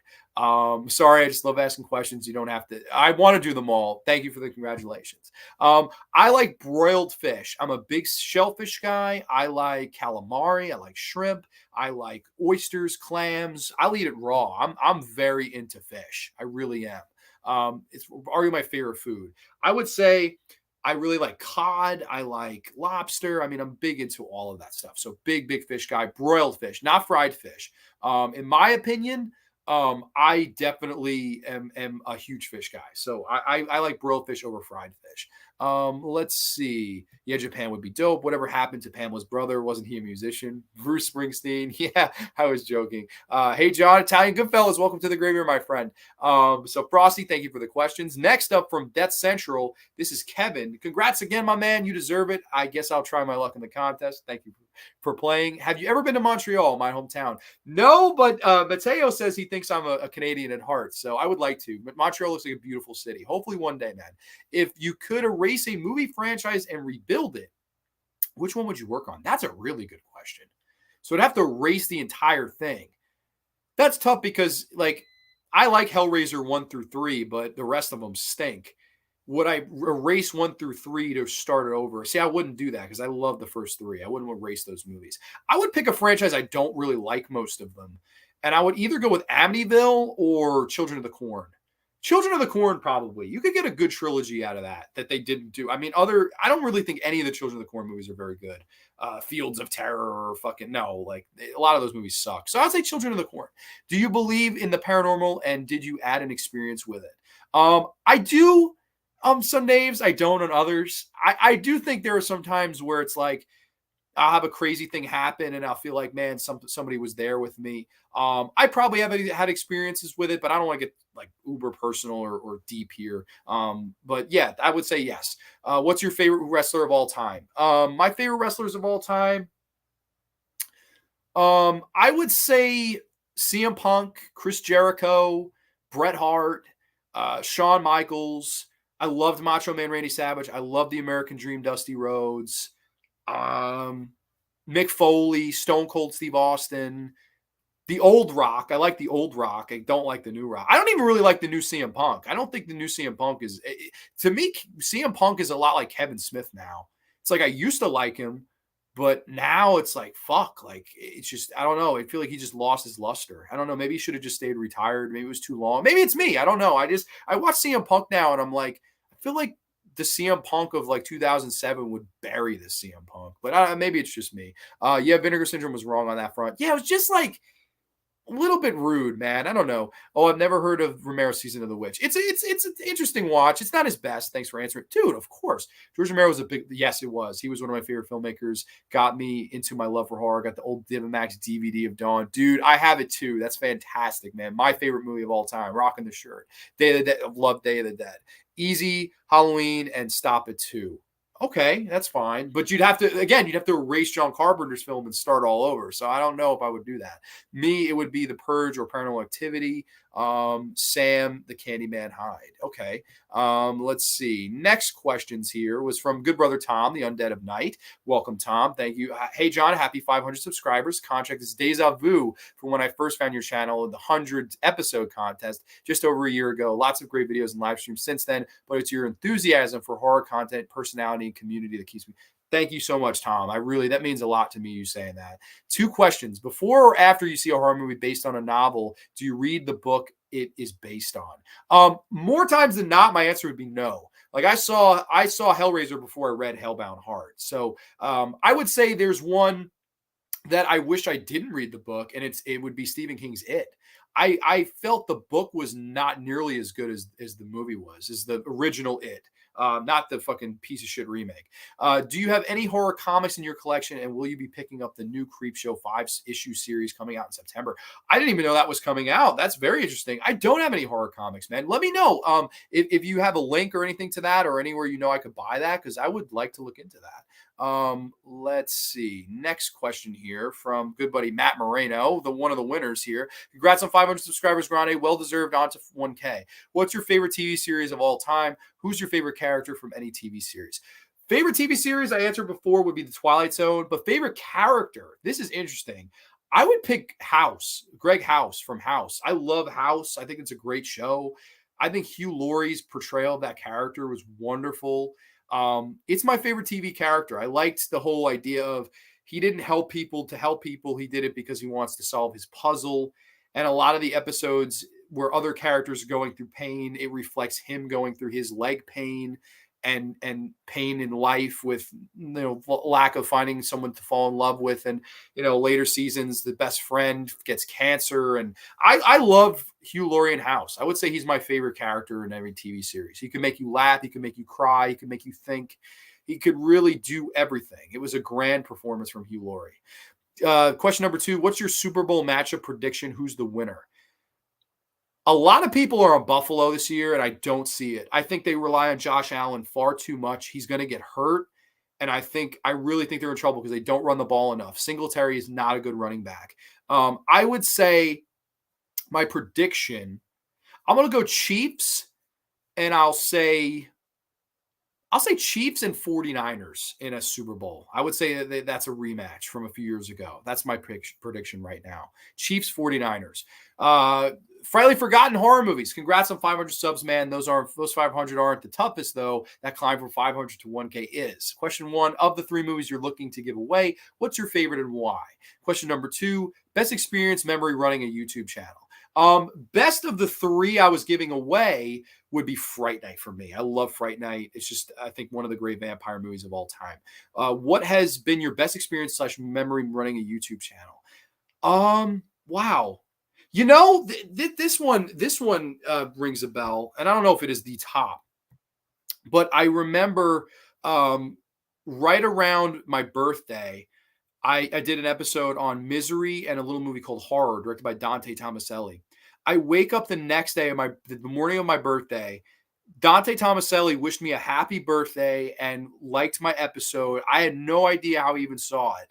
And it was just, he said the nicest words to me and just encouraged me. I was like, this is somebody who made horror films, watched my show and thought enough of me to wish me a happy birthday and fucking go out of his way to do so. It was the first, before my fucking friends, family, anyone wished me a happy birthday. Dante Tomaselli did, just because I reviewed his film and said nice words. I mean, that was a really cool memory. Like, you never think that's going to happen. Like, it would be like me coming out here reviewing Suspiria and fucking, Dario Argento messaging me, like, obviously that's never going to happen, but that was a really cool memory. Waking up and seeing that, it was like, wow, like I really, that's so cool. Like, that I reached him. Let's see. I think King's It is better than the movies, and the remake is better than the original TV series. Oh man, I hate that remake. The original It has a special place in my heart. Love Tim Curry, as do I. Tommy Lee Wallace's filmmaking in that series. Tommy Lee Wallace, hell of a filmmaker, should have made more. Agree with all that. If you were given the money to make a low budget horror film, what films would you watch for inspiration? Wow. I mean, pretty much all the stuff I love. I mean, I said before, the grindhouse drive-in exploitation movies, movies that were, did a lot with nothing. The blessing of no money, as Romero always looked at it. Night of the Living Dead and Dawn of the Dead and, Texas Chainsaw Massacre. These are films from up and comers, Evil Dead, that just inspire you to go out and just do it because they did. But again, I don't have the talent of those guys, obviously. So it wouldn't turn out as good. My man, John Grande, too sweet. Too sweet, Robert. Rock on, my friend. Still got to see House. Oh, it's great. Good night, everyone. I'm going to bed. It's been fun. I'll be back on your channel again. Thank you, Nanette. I appreciate that. Have a great rest of the stream. Congratulations on getting over to 500 subscribers. Grande, I have enjoyed this live stream. Thank you so much. I appreciate it, Nanette. Stay frosty. Absolutely. I am surprisingly like the It novel, much more suspenseful than the movies, and the kids/adult transitions were better. I agree the transition to adults were better in the book. That story as adults doesn't work as good when adapted. Like the It Chapter 2, oh my God, what a fucking bad movie that was. I mean, it was horrible. It really was a waste of good people. I like Bill Hader. I like Jessica Chastain. What a fucking horror show. No pun intended. Yeah, so I would say that was my favorite memory. That message from Dante Tomaselli was just surreal. Eric Fitzpatrick, what's a horror movie that you maybe didn't like before but has won you over as time went on? 2, what is, in your opinion, the most underrated horror movie franchise? Underrated horror movie franchise, I'd go Sleepaway Camp, because those sequels don't get enough love. Fuck Return to Sleepaway Camp 2 and 3 for life. And horror movie I didn't like before, but I liked as time went on. That's easy. The Blair Witch Project. The first time I saw it, I feel like I went in thinking all this hype and things, and I wasn't a fan. And there was something about the ending that called me back to rewatch it. And every single time from there on, I liked it more. To this day, where every time I watch it, I like that movie more. The Blair Witch Project is, to me, one of those movies that just absolutely just won me over time. I hated it the first time, and I kind of liked it. Then to the point now where I love the movie. It really has. It's rare that happens. Usually, I watch it and I stay the same. Like Midsummer, I hated that, and then somebody was like, "Oh, please rewatch it. Give it another chance. Watch it with an open mind." I did, and I pretty much hated it again. But Blair Witch, every single time, was that ending that kept coming back to me, and I fucking was just like, that was such a creepy ending. And I realized also how good those 3 actors were to work without scripts, and a lot of it's improv, and a lot of it's cursing, and a lot of it's crying. And I know a lot of people hate that, but it really was a wonderful fucking movie when you think about it, and how that movie organically gained notoriety in the community. It would never happen now. That movie would never fucking make a dime now. It would never even go to a theater now. It wouldn't. It was the time. It was the place. It was just a lightning in a bottle type of movie for me, Blair Witch Project. Let's see. Are you pumped for the new Pennywise series? No. I watched it T2. It was stupid, but I did like the 2017 one. Never seen the original. See the original. when I had a movie review blog years ago, the director, We Are Still Here, tweeted, "Oh, did he? That's so cool. That's so cool, man." I watched it too. It sucks. Never seen the original. Blair Witch Project is my absolute favorite movie. I actually have a tattoo. Do you really? That's awesome. That's fucking awesome. What's number one superhero movie that was the best movie, and what's the worst one you hated? Best and worst superhero movies. Best superhero movie to me, this is, people will fucking hate me for this, and it's the truth, is Batman Forever. And that's a nostalgia thing. Like, I know that's a nostalgia thing. I watched that one as a kid. I like that it's the Adam West style with fucking $100 million budget and Jim Carrey doing his best Frank Gorshin. And I liked Val Kilmer a lot as Batman. I mean, he was coming off Tombstone, which I think is his best performance. I love Val Kilmer. I liked the movie. I liked Joel Schumacher's Gotham. I don't like Batman and Robin, but I think Batman Forever gets the bad rep because of Batman and Robin. I really do believe that. So that would be my favorite. Spider-Man, Spider-Man 2, Sam Raimi's movies would be right there. Worst superhero movie, Catwoman. Has to be Catwoman. The Halle Berry Catwoman's the worst superhero movie. You got me wanting to watch Blair Witch again tonight, Grande. Oh, dude, it's great. What do you feel is the most overrated horror film? Someone asked this before. Hereditary comes to mind. I hate that fucking movie. I also, this one that pissed people off when I did the overrated, underrated show, The Haunting. I think The Haunting is a very overrated movie. I never fucking got what people got out of that movie. I don't find it scary. I think The Innocents is a lot better movie. I think there's a lot of better 60s horror movies than The Haunting for me. That's just me, though. What is the new Pennywise? I don't know. We Are Still Here rocks, really underrated. Batman and Robin was the worst movie. Captain Marvel, at least Halle Berry has the body. I like Halle Berry too. It wasn't her fault. And props to her for accepting the Razzie. That was really cool. Nick Reap is next. Congrats, Grande. So happy to see your hard work pay off. Which is your favorite, Lost Boys, Fright Night, or Texas Chainsaw 2? We answered this one already. Fright Night. Would you rather spend the night in the Texas Chainsaw Massacre house, House of a Thousand Corpses house, Elm Street house, or the house from the people under the stairs? My answer, the latter, the people under the stairs house. I love that movie. One of my favorite Wes Craven films. In my top 5 Wes Craven movies. Love it. Brandon Adams is great. Ving Rhames. Love the people under the stairs. Far, far, far under talked about. Brandon Cancelari, what's my favorite food? I would say a nice fucking medium rare ribeye steak with some fries, maybe a Code Red do. That's what I would go for. I knew you could do it, brother. New level. I'm sorry. So these questions were divided. So I'll do Brandon's second question before I get to AJ. What's your favorite horror movie of 2022? Fresh. That was a direct-to-Hulu movie. I really liked Fresh. Did it borrow from some other things? Absolutely. But at the end of the day, it was a very good movie on its own 2 legs. I really liked Fresh. Thought it was fantastic. I would like to see more from the director. I think she did a good job. Thank you, Brandon, for the questions. AJ's next, though. I knew you could do it, brother. New level unlocked for sure. Keep up the good work. Questions. Mount Rushmore Pro Wrestling. Favorite horror movie from 1985. That's my favorite year of horror. Wow, AJ knows me too well. So my Mount Rushmore would be those 4 guys I said before. Probably Brett, Shawn, Punk, and Jericho. But the Mount Rushmore would have to be Hulk, even though I don't like him, Stone Cold, The Rock, and John Cena. As much as I hate John Cena, but John Cena would have to be. Like, if you're talking about the 4 guys that drew the most money, it's those 4 and probably Taker. And Flair would be close. But you got to go Hulk, Austin, Rock, Cena. Those 4 have got to be the biggest money drawers ever. And then Flair would be right there. So, yeah, that would be the Rushmore. Favorite from 85 is really hard. You're talking about Reanimator, Day of the Dead, Return of the Living Dead, Nightmare on Elm Street 2, Friday the 13th Part 5. Holy shit. I mean, you go through 85, it's literally the greatest year in horror history. It really is. I guess say Day of the Dead. I'd lean towards Day of the Dead because I love George. I love that movie. Yeah, if I pulled up the list, I'd probably go through a ton of them that I like. That's my favorite year in horror history is 85. But I will go short answer, Day of the Dead, Romero's Day of the Dead. Love that movie for sure. Let's see. Did I like Haunting of Hill House? Still haven't watched it, man. And I know I'm the last person on God's green earth. I like Mike Flanagan. I'm sure I'll like it. See, when people ask me, do you think you'll like X? I'll go, fuck no. If people ask me, do you think you like Haunting of Hill House? I say, yeah. So I'll get the time. I promise. Yeah, Catwoman, Elektra, Ang Lee's Hulk.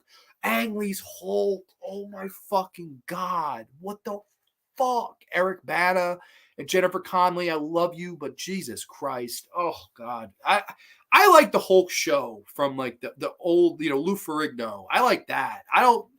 Edward Norton, no. Mark Ruffalo, go fuck a buffalo. I fucking hate Mark Ruffalo. Scream 5 was overrated. Yes, Fresh is my shit. My favorite of the year. Easily my favorite of the year. HBO Max getting It prequel called Welcome to Derry about Pennywise. Ugh. Ben, that sounds like milking to me. What do you think, man? Hey, John Steele, anything Scream is overrated. Did you like Halloween 4 and 5? I like 4 a lot. I think 4 is the last great Halloween movie. I think since 4, they've not made one as good as 4. 5 is atrocious, but I can watch it over a lot. I'll watch that over fucking Halloween Kills Itself, The Revenge of Leon the Professional. Ang Lee dropped the ball big time. We'll never get the actual Hulk movie we want. Yeah, I agree with that. I get what Ang Lee was going for.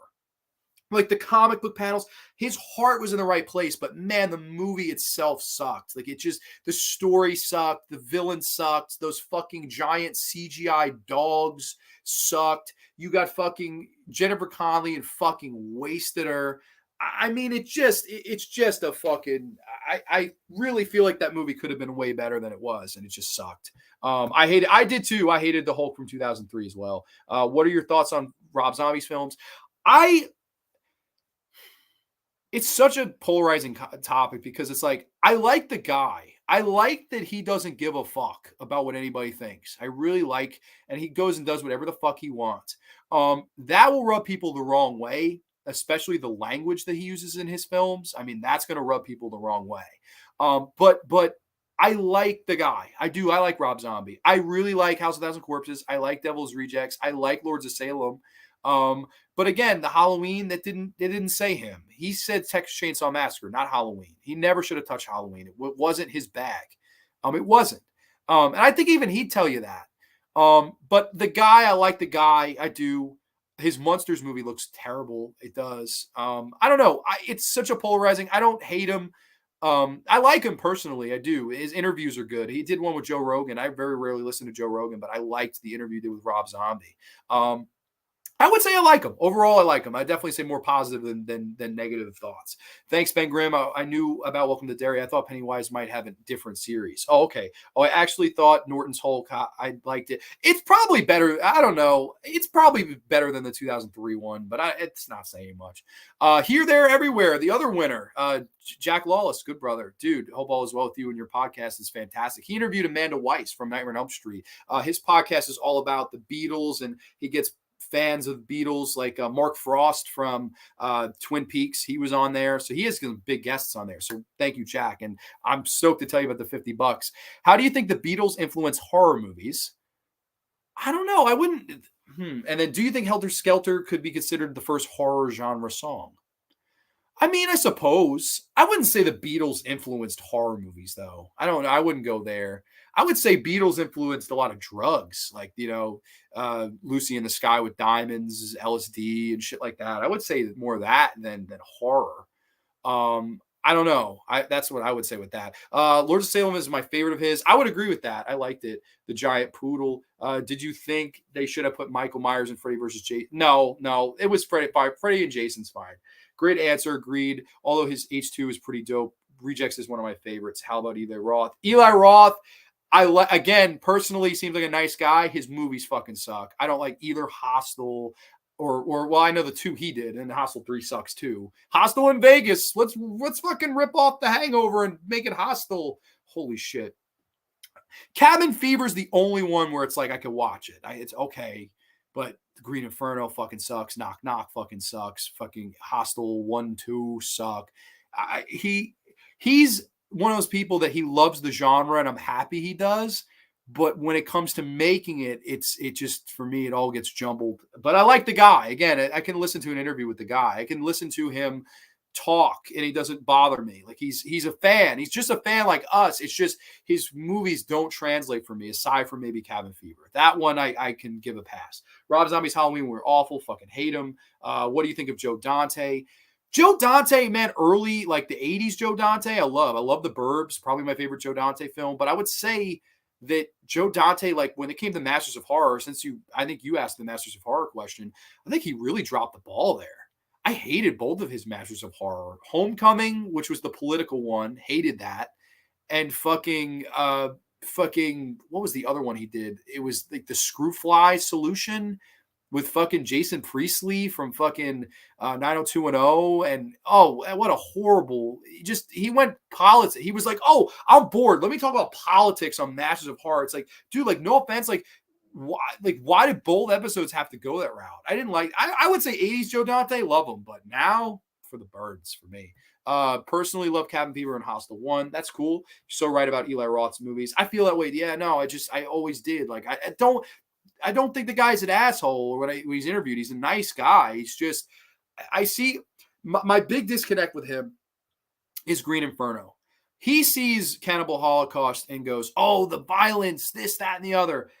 The horror of Cannibal Holocaust to me is who are the real cannibals? The whole psychology and point of the film is who are the real cannibals? Is it these people in these native tribes, or is it these scumbags from New York City who burned down their huts, had sex in the ashes, raped their women, murdered these animals for real? To me, that's the point of that movie. And I don't think Eli gets that. I think Eli thinks, let's make it fucking, as hardcore as we can and cannibal this, cannibal that. I just don't think he gets it as much as he loves it. It's like, I know people probably be like, fuck Grande, but that's the kind of how I feel. Burbs is also a favorite, and Gremlins 2. Homecoming, I fucking hate Homecoming. It's such a bad episode. Yeah, I agree. And you had a great rant on that one. You were like, I don't even care if I agree with your opinion. Fuck you for doing this. I was like, Neil, this is why we love Neil. Burbs is fantastic. I agree. Let's see. Yeah, Green Inferno was silly entertaining, but Hamill calls his true Kino. Absolutely. Absolutely agree with that. So where were we? Yeah, we were past Zach and we went on to Darren Burrows. I think we're more than halfway through now. Congrats again. That's a great achievement. What's one of your favorite obscure slasher movies that no one talks about? I would go with a weird one. Cherry Falls from the I think the year 2000. Cherry Falls was interesting because the whole idea was the killer was killing people who hadn't had their cherry popped. And they were only killing virgins. I liked that whole psychology because the virgin girl and the moral girl, she's always the final girl. This movie turned that on its head, and all the good girls were living, all the sluts were living, all the good girls were dying. I thought that was an interesting one. That's one that nobody talks about. Cherry Falls, I want to say was Brittany Murphy in it. I could be fucking wrong. I could be getting Brittany Murphy and somebody else confused. I'm sorry if I am. But I do like Cherry Falls. That's one that I think people need to see. Did you like The Blob? Of course. The 88 Blob I love. Burbs, Dante's best film. I agree. John, I'll try. Let's see. Hope you have a great night. Sadly, I got to go get some work done. Dude, it means the world to me that you watched for 5 minutes, let alone you watched for like 2 hours and 40 minutes. So thank you so much. It means the world as you stop by, man. Rock on, Rambo. Stay awesome, my friend. Behind the Mask. Oh, I love The Rise of Leslie Vernon. Love it. That's I talked about that on an underrated show. That's one of my favorites too. Cherry Falls was great. Totally forgot about it. Yeah, see, Cherry Falls. It was Brittany Murphy. Thank you. Okay, I'm glad that I wasn't wrong. For some reason, my brain was like, "You're fucking this up." Like Big Lebowski, "You're fucking this up." Are you fucking this up, dude? You're fucking it up. I would say that one. Name your top 5. Name your 5 Giallo films that don't include Argento or Fulci. Okay, Blood and Black Lace would be number 1 of the ones that don't include Argento, Fulci. Bay of Blood. So I'd do 2 Baba ones. You have to do 2 Baba ones. I would say Knife of Ice would be one.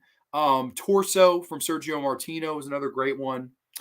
One more. I'm trying to think of like a lot of them have weird titles. I'm trying to think like what is another really, really good one that like people would need. Oh, how about Alice Sweet Alice? That's an American Giallo. I really like that one, man. Totally really like that one. So I would say those 5. Did you see this show on HBO Max with Pretty Little Liars, Sins? It's like dark horror. No, I haven't seen that. Strangers Pray at Night is a great slasher film. Love the pool scene. Third act so much. I have watched it. I love it. I totally love it, man. Totally. Grande Strider, 17 Ks and 47 points. Wow. Well, I'm guessing the Braves are winning, though. That's not good for us, but very good for fantasy reason. 47 points. Holy shit. That lead actor in Behind the Mask came to a video store I worked at. Really? Dude, I would love to meet Nathan Basil. He seems cool as fuck. They just did Leslie Vernon action figures recently, which is cool. What would my Ghoulies ranking be? I think it's the same as yours. I saw it today and I was like, wow. Ghoulies 2, easily the best. Ghoulies 3, a fun. And then I don't like Ghoulies 1 or Ghoulies 4 at all. I don't like either one of those movies. I think they both suck. But Ghoulies 4 is the worst for sure. So I agree exactly with your ratings. I saw them today. Green Inferno just made me laugh. I can't take it seriously. That's the problem. Cannibal Holocaust is a movie you take seriously. Cannibal Ferox is a movie you take seriously. Green Inferno is a joke. Yeah, Strangers 2 is fun. I like it better than the first one. Oh, Goodfellas, that's the second continuation to that teenage ABC family show, right? Oh, I'm sorry. You were talking to him. Okay, so next question. Let's see. Joe Constantino. Awesome, John. Congrats. What's your favorite movie? Think the Mets will win the World Series or go to the World Series. Favorite movie? Dawn of the Dead. Easy one. Think the Mets will go to the World Series. After today, we took 4 out of 7 from the Dodgers. We're going to the fucking World Series. And Edwin Diaz is going to win my respect and fucking save the last game. And I'm finally going to give the guy credit. It's going to happen. Mets are going to win the World Series this year. That's my prediction. Brienne, congrats, Grande. Favorite non-horror movie? I think we did this one too. Big would be my answer. 2, what horror movie would you like to see a prequel made on? How about this? All of the piece of shit Amityville horror movies there are, all the bad sequels there are that don't even connect, make the prequel and discuss the Lutz family. Like, do that story. Not the Lutz family. Do the fucking story that's based on as a movie, like the true story. I would like that done as a movie. That would be the prequel I would do. So thank you for the questions, Brienne. Marlenis Tavares, congratulations, Grande. What's your all-time favorite movie? Dawn of the Dead. I feel like a broken record. Number 2, would you ever work in a haunted house? Yes, I would. My friend Mark, he works in a haunted house nearby. And he told me that I could work there at night if I wanted to. So I'd love to do that as a kind of fun thing. So I would do it for sure. I would totally do it. Absolutely. Kiara, what would you rate the movie Borat? And her second question, do you like the smell of broccoli? Weird. I don't like the smell of broccoli. I like broccoli, but I don't necessarily like the smell. And what do I rate the movie Borat? I mean, I think it's a funny comedy. I would say like a 7.5, 8 out of 10. I like the movie. Let's see. Next question here. Anita Monroy, what has been the movie that you have most enjoyed sharing in your life? Wow, that's a good one. Sharing. So, movie I've showed to people and they're like, wow, there's quite a few. Inside is one where I showed it to people and they're like very stoked to see it. High Tension is one. Any of the French Extremity I've shown people, it usually gets good reaction. May, I think that's one I always show people that they really end up liking. The Lodge is one that a lot of people hate that I showed them that I wish they would like, but I've showed that to so many people, they all tell me it's awful. I would say, how about this? The Battery. The Battery is a really good horror movie that when I show to people, they go, wow, like, why have I never heard of that? It's one of those, it's like people don't, think to think of that movie. And when I show it to them, they go gaga for it. So The Battery, I would say The Battery would be my answer to that. Second question. And what has been the best experience that has happened in your life? Wow. So it's funny you asked that question. I would say my last date I had with you would be my answer to that. I feel like we have such a good bond and chemistry. And I loved our last date that we had together. I did. We just had the perfect date. It really was. It was nice. We had a nice dinner. We had a nice walk. We had a nice talk, laughs, some very nice Salvadorian kissing, thanks to you. I don't know. I just love being around you. I would say the best day of my life was just a few months ago. Our last date that we had was just wonderful. And I hope that when when everything goes back to normal in your life, I know it's crazy. I know life is crazy. There's nothing you could do. I hope we can rekindle it. I hope I can take you out again and we can have more.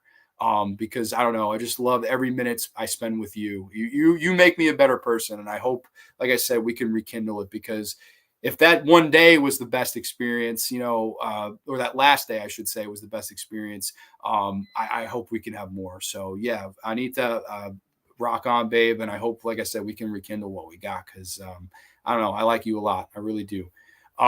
Let me see. Back to comments. Behind the Mask. was, oh, hold on, we were here. Sorry, I think we were here. Weren't they gonna have Leslie Vernon fight Victor Crowley? That would be horrible. Oh my god, that would be horrible. Unless Leslie Vernon beat him in a second. Fell asleep in the theater with that shit remake. Behind the Mask is amazing. That sounds terrible. What is your favorite scary costume you wore on Halloween? Um, Wow, that's a good one. I did Ghostface one year. I haven't done too many horror dress ups, Robert. I'm ashamed to say. Let's say, do you like Dog Soldiers or do you love Dog Soldier? Do you like it or do you love it? I'd say I like it. I mean, I don't know if I love it. Yeah, I agree. Undead definitely wouldn't work like the Hatch movies. I can't believe I don't like Stranger Things. I fucking hate Stranger Things. The Battery's a beautiful film. It is. Also, thoughts on Takashi Miike. Love Takashi Miike. One of my all-time favorites too, man. I love it. I need to rewatch The Battery because I didn't care for it when I watched it. I love it. Oh, geez. All the awes. Jesus Christ. Snowball from Claire. That's beautiful, man. God damn it, John. I'm sorry. I'm sorry. Geez, that's awesome, man. I don't know Trent. Some might sick better. I mean, I don't know. I don't know if she's watching right now. I know she's watching sometimes. But I don't know. She just makes me better. I did like I'll be perfectly honest, and I probably shouldn't say this, but I recently when I went to Monster Mania, I had a one night stand with another girl, and like I drove home and I thought about Anita. I did. I was like, man, like I miss her. Like it's just it didn't hit the same. It just didn't. Like it was fine. It was a nice night, but it wasn't her.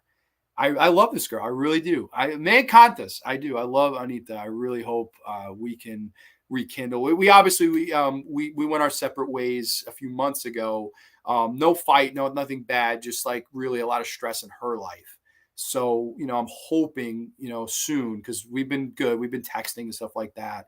I hope that it can be rekindled. I really do. I love her. I really do. She's like one of my favorite people I ever met, and just I don't know. I look forward to more. It may have been my third wish, Trench, but don't tell anybody because it may not come true. Let's move on though. Ryan Snyder, congrats, brother. First question: if you could take any horror icon on vacation with you any place, who would it be and where would you go? How about me and Ken Foree go to Japan? That would be a fun fucking trip. Because I love Ken Foree, man. I would love to treat him to dinner. Second question: fuck, marry, kill, Halloween edition. Laurie Strode, Danielle Harris, Pamela Susan Shope, who's the lady from part 2 with the big yitties. I would say I'd marry JLC for her money. I'd fuck the dog shit out of Danielle Harris, and Pamela Susan Shope I would kill. Last question: favorite villain from the Batman movies, 89 to 97. Jim Carrey is the Riddler. I know it's a fucking biased pick because I grew up with that movie, but that's the answer. Again, congrats, dude. I need to come on for Halloween Ends. Oh no, let's stay away from Halloween Ends, man. Let's stay away. Oh no, Mr. Bill, not the Monster Mania. No, yeah. I wish you the best of luck, my friend. Hey, man, yeah. All I could do is treat her right. That's it, man. I know. Remember Diana Oh no, I don't.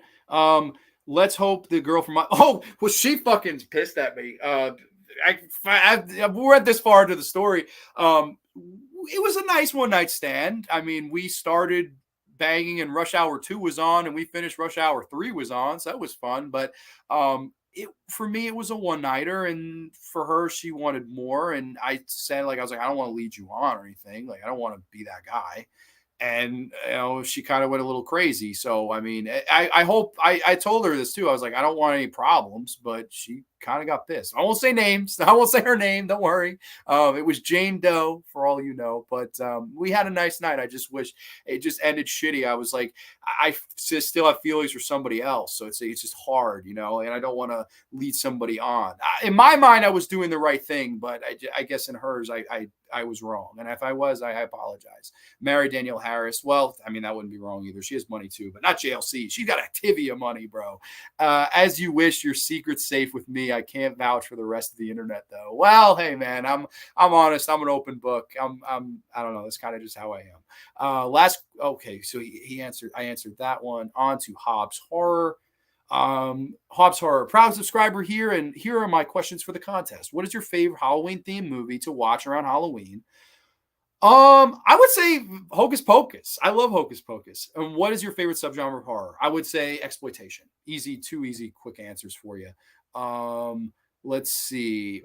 Let's not talk. Let's not throw names out here because this is live. I mean, I need to people know I dated her, so I mean that's fine. But let's not let's not throw people's names on here. Let's keep it up on the DL. Man, you Nightwatch Zone. Man, you truly are an amazing creator and dude. Every time I think of you, you talking horror, this awesome channel, I smile. It's because of you, your positive energy, and how you treat everyone with love. It's an awesome quality, and you've always had it in spades. I'm so proud of you and wish you the best. Much love, bro. I love you too, Night. Thank you. My questions: number one, what is a movie that you love but you never really watch because it's a tough watch? Oh, that's easy. Funny Games. It is the hardest movie to sit through because it's so uncomfortable and raw and fucking and just unsettling, but it's a masterpiece. Two, is there anything you would change about your YouTube journey, and if so, why? I don't know if there's anything I'd change. I'm happy. I mean, could I be bigger? Sure, but I also could be smaller, so I wouldn't change anything. No, I'm happy. Three, what keeps you motivated as a content creator? The genre itself. I just love the genre. The genre itself just always has me coming back to it. It never gets old to me. No matter how old I go, it just never gets old to me. Brandon Matassa, Grande, my man, congratulations. What is your favorite horror novel to film adaptation and why? Oh wow. I would say Hellbound Heart. I would say that because Clive Barker got to direct it and control the creative and the sadomasochistic themes and the sexual desires and things like that. I think that movie to book, it works both ways. Two, what is the most cinematically impressive scene you can think of from a horror movie? Cinematically impressive. Wow. That's tough. I always loved the Terry McMinn shot from the Texas Chainsaw Massacre as they do that dolly shot as she walks to the door. That's a cinematically impressive scene. Anything Argento did in Phenomena or Suspiria or Deep Red or, The Bird with the Crystal Plume. I mean, the camera-wise, Argento is fantastic. I would go with that scene from Texas Chainsaw, the Terry McMinn ass shot. That's my favorite scene. I love that I love it. Thoughts on M. Night Shyamalan? I mean, now it's like I don't even care about M. Night Shyamalan anymore. John, will you watch Scream 6? No. Dead Girl made me uncomfortable. Oh, it is. That is a fucking yes. Dead Girl was seriously a weird movie. Truly unique. Yeah, Dead Girl is a fucking uncomfortable one. You see, sometimes a movie could be good, but it can be uncomfortable like that. Few more here. Dan Giulianotti, very happy for you, my brother. Congrats on 500 plus. Now, at this point, to many more. Who do you think was a better worker, Eddie Guerrero or Rey Mysterio? Eddie Guerrero, easily for me. I love Ray. I think Ray is great, but I think Eddie. I liked the way Eddie told stories more. I just thought he was a better storyteller. Like Rey Mysterio, it's always the same story. It's the big man versus the little man. It's the David and Goliath story. I like when Rey Mysterio would work a guy like Jericho or Hoovy or Chavo or Edge. Those are the stories that I was much more interested in with Rey. But with Eddie, I loved the psychology of literally cheating and being a babyface. I just thought he was great. The Viva La Raza and the Mamacita and the lowrider. Eddie Guerrero was great. I think he was the better worker of the two. It's close, but Eddie for me. If you could own one sports card to add to your collection, what would you add? I would say a signed Daniel Murphy card from 2015. That would be really cool to add to the collection. At this moment, I adore that pool scene in Strangers 2. That's an awesome one. A lot of neon lighting. Very cool. Labyrinth UFC Breakdown. Number one, Pearl and Terrifier 2 are both coming out soon. Which one are you looking forward to more? Terrifier 2. I don't even know what Pearl is. X was excellent. Oh, shit. But the new Terrifier looks amazing, so I'll go with that. I would say that too. Two, speaking of the movie X, do you like Chelsea Wolfe's music? I personally love Chelsea Wolfe. Her song Half Sleeper, the live version, is the most haunting and beautiful vocal performance ever for me. I've not heard of Chelsea Wolfe. I'll have to check her out. I'll have to listen to it. Let's see. Gladys Escobar. Gladita, she's going to be a match to No Coffee. Hi, Grande. Do you remember your first kiss? And number two, would you like to go on a date with a vegan person? I do remember my first kiss. Again, I won't say names because this person's married and has children now. So I don't want to bring her because then somebody will be like, hey, Grande was talking about you. I don't want that shit to happen. I will tell this. It was in the 6th grade. We were on the bus and she was my bus buddy and she had a nice butt. And I used to walk her home. And one day I just went for it. I think it was like a month or two into the school year and I kissed her and it was amazing. And like, I don't know, it was an amazing experience. I really, really liked kissing her, and that was the first girl I won't say her name. Well, okay, her first name. No, I won't say. I won't say it because it fucking people on here know people, so I don't want to fucking get in trouble. Like, I don't need to get in trouble. I hope none of this gets back to anybody. Ooh, Chavo, ba, ba, ba. Chavo. No, I really like a Serbian film, but it's very uncomfortable to sit through. Exactly. Like, yeah, it's like if a movie sometimes does its job so well, you don't want to rewatch it, especially if it's unsettling. Eddie Fake, exactly. That's fucking brilliant. Cool. I didn't miss it. Oh, awesome, man. Welcome, welcome. Pearl is a prequel to X. Oh, is it? Okay, I didn't know that. Wow, it came out pretty quick, huh? That's pretty crazy. I have to see X, to be honest. I didn't see it. Would I ever date a vegan person? Probably not, because I am not fucking vegan. Usually those two stick together. You know what I mean? Those two stick together. I like steak. I like cheese. I like things that vegans people don't fucking like. And I remember somebody recently told me, oh, Mountain Dew's vegan. I was like, you fucking really think most vegan people drink Mountain Dew? Like, I would guess most of them drink water or fucking almond milk. Like, I have no fucking idea. Well, vegan can't even drink milk. I don't know. I have no idea. But eat all the kale you want. I'm fucking good. I don't want any vegan people unless you have a fucking big ass, and I'm a butt man, obviously. If I haven't still made that obvious. But no, no way. Like, no way. I don't think it would work because I like steak too much. Next question, Henry Horseman. Why has the horror genre been so prominent in movies culture? 2, if you could be at one live WWE pay-per-view of the past, what would it be? Wow, those are good questions. If I could be at one WWE pay-per-view. Wow. I would say the CM Punk Cena match at Money in the Bank 2011. That crowd was fucking crazy. I would say that one. I would say that one for sure. Or even, you know what? No, I would say WrestleMania 20 in Madison Square Garden. And I know a lot of people now, it's like a raced show because of the main event and who won it. And, the moment at the end with Benoit and Eddie hugging. I mean, at that time, it was just the most beautiful moment for any wrestler. I mean, you cry when you saw it. And now it's like erased because of what Benoit did. And it's a shame, but I would say that one. Yeah, that would be the one. That would be so cool. Madison Square Garden, WrestleMania. That would be sick. I would say that one. Why has the horror genre been so prominent in movies culture? I think because of this, it always has the potential to draw money. It always has the potential to, make noise. And I do believe this.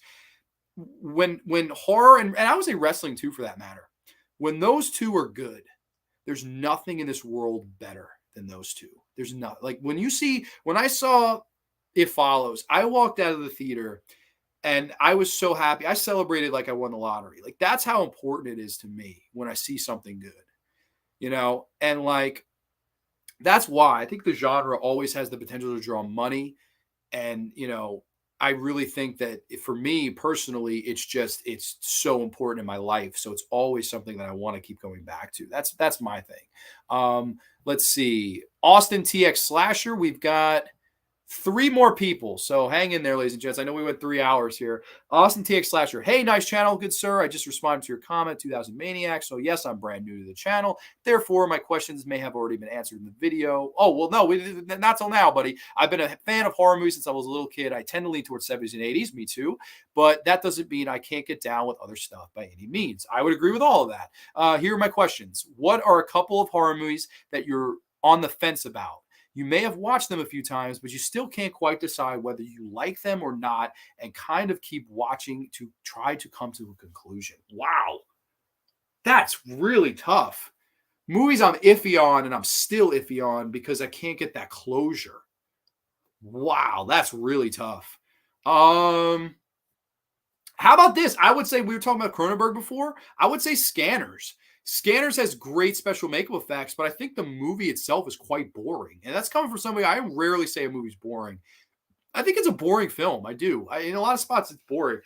So I would say that one. I would say that would be the one that I would say is I'm on the fence. Like, it's good technically, but do I like it? Not really. I don't know. It's very. I like the scene of the famous head explosion, but the rest of it, I don't know.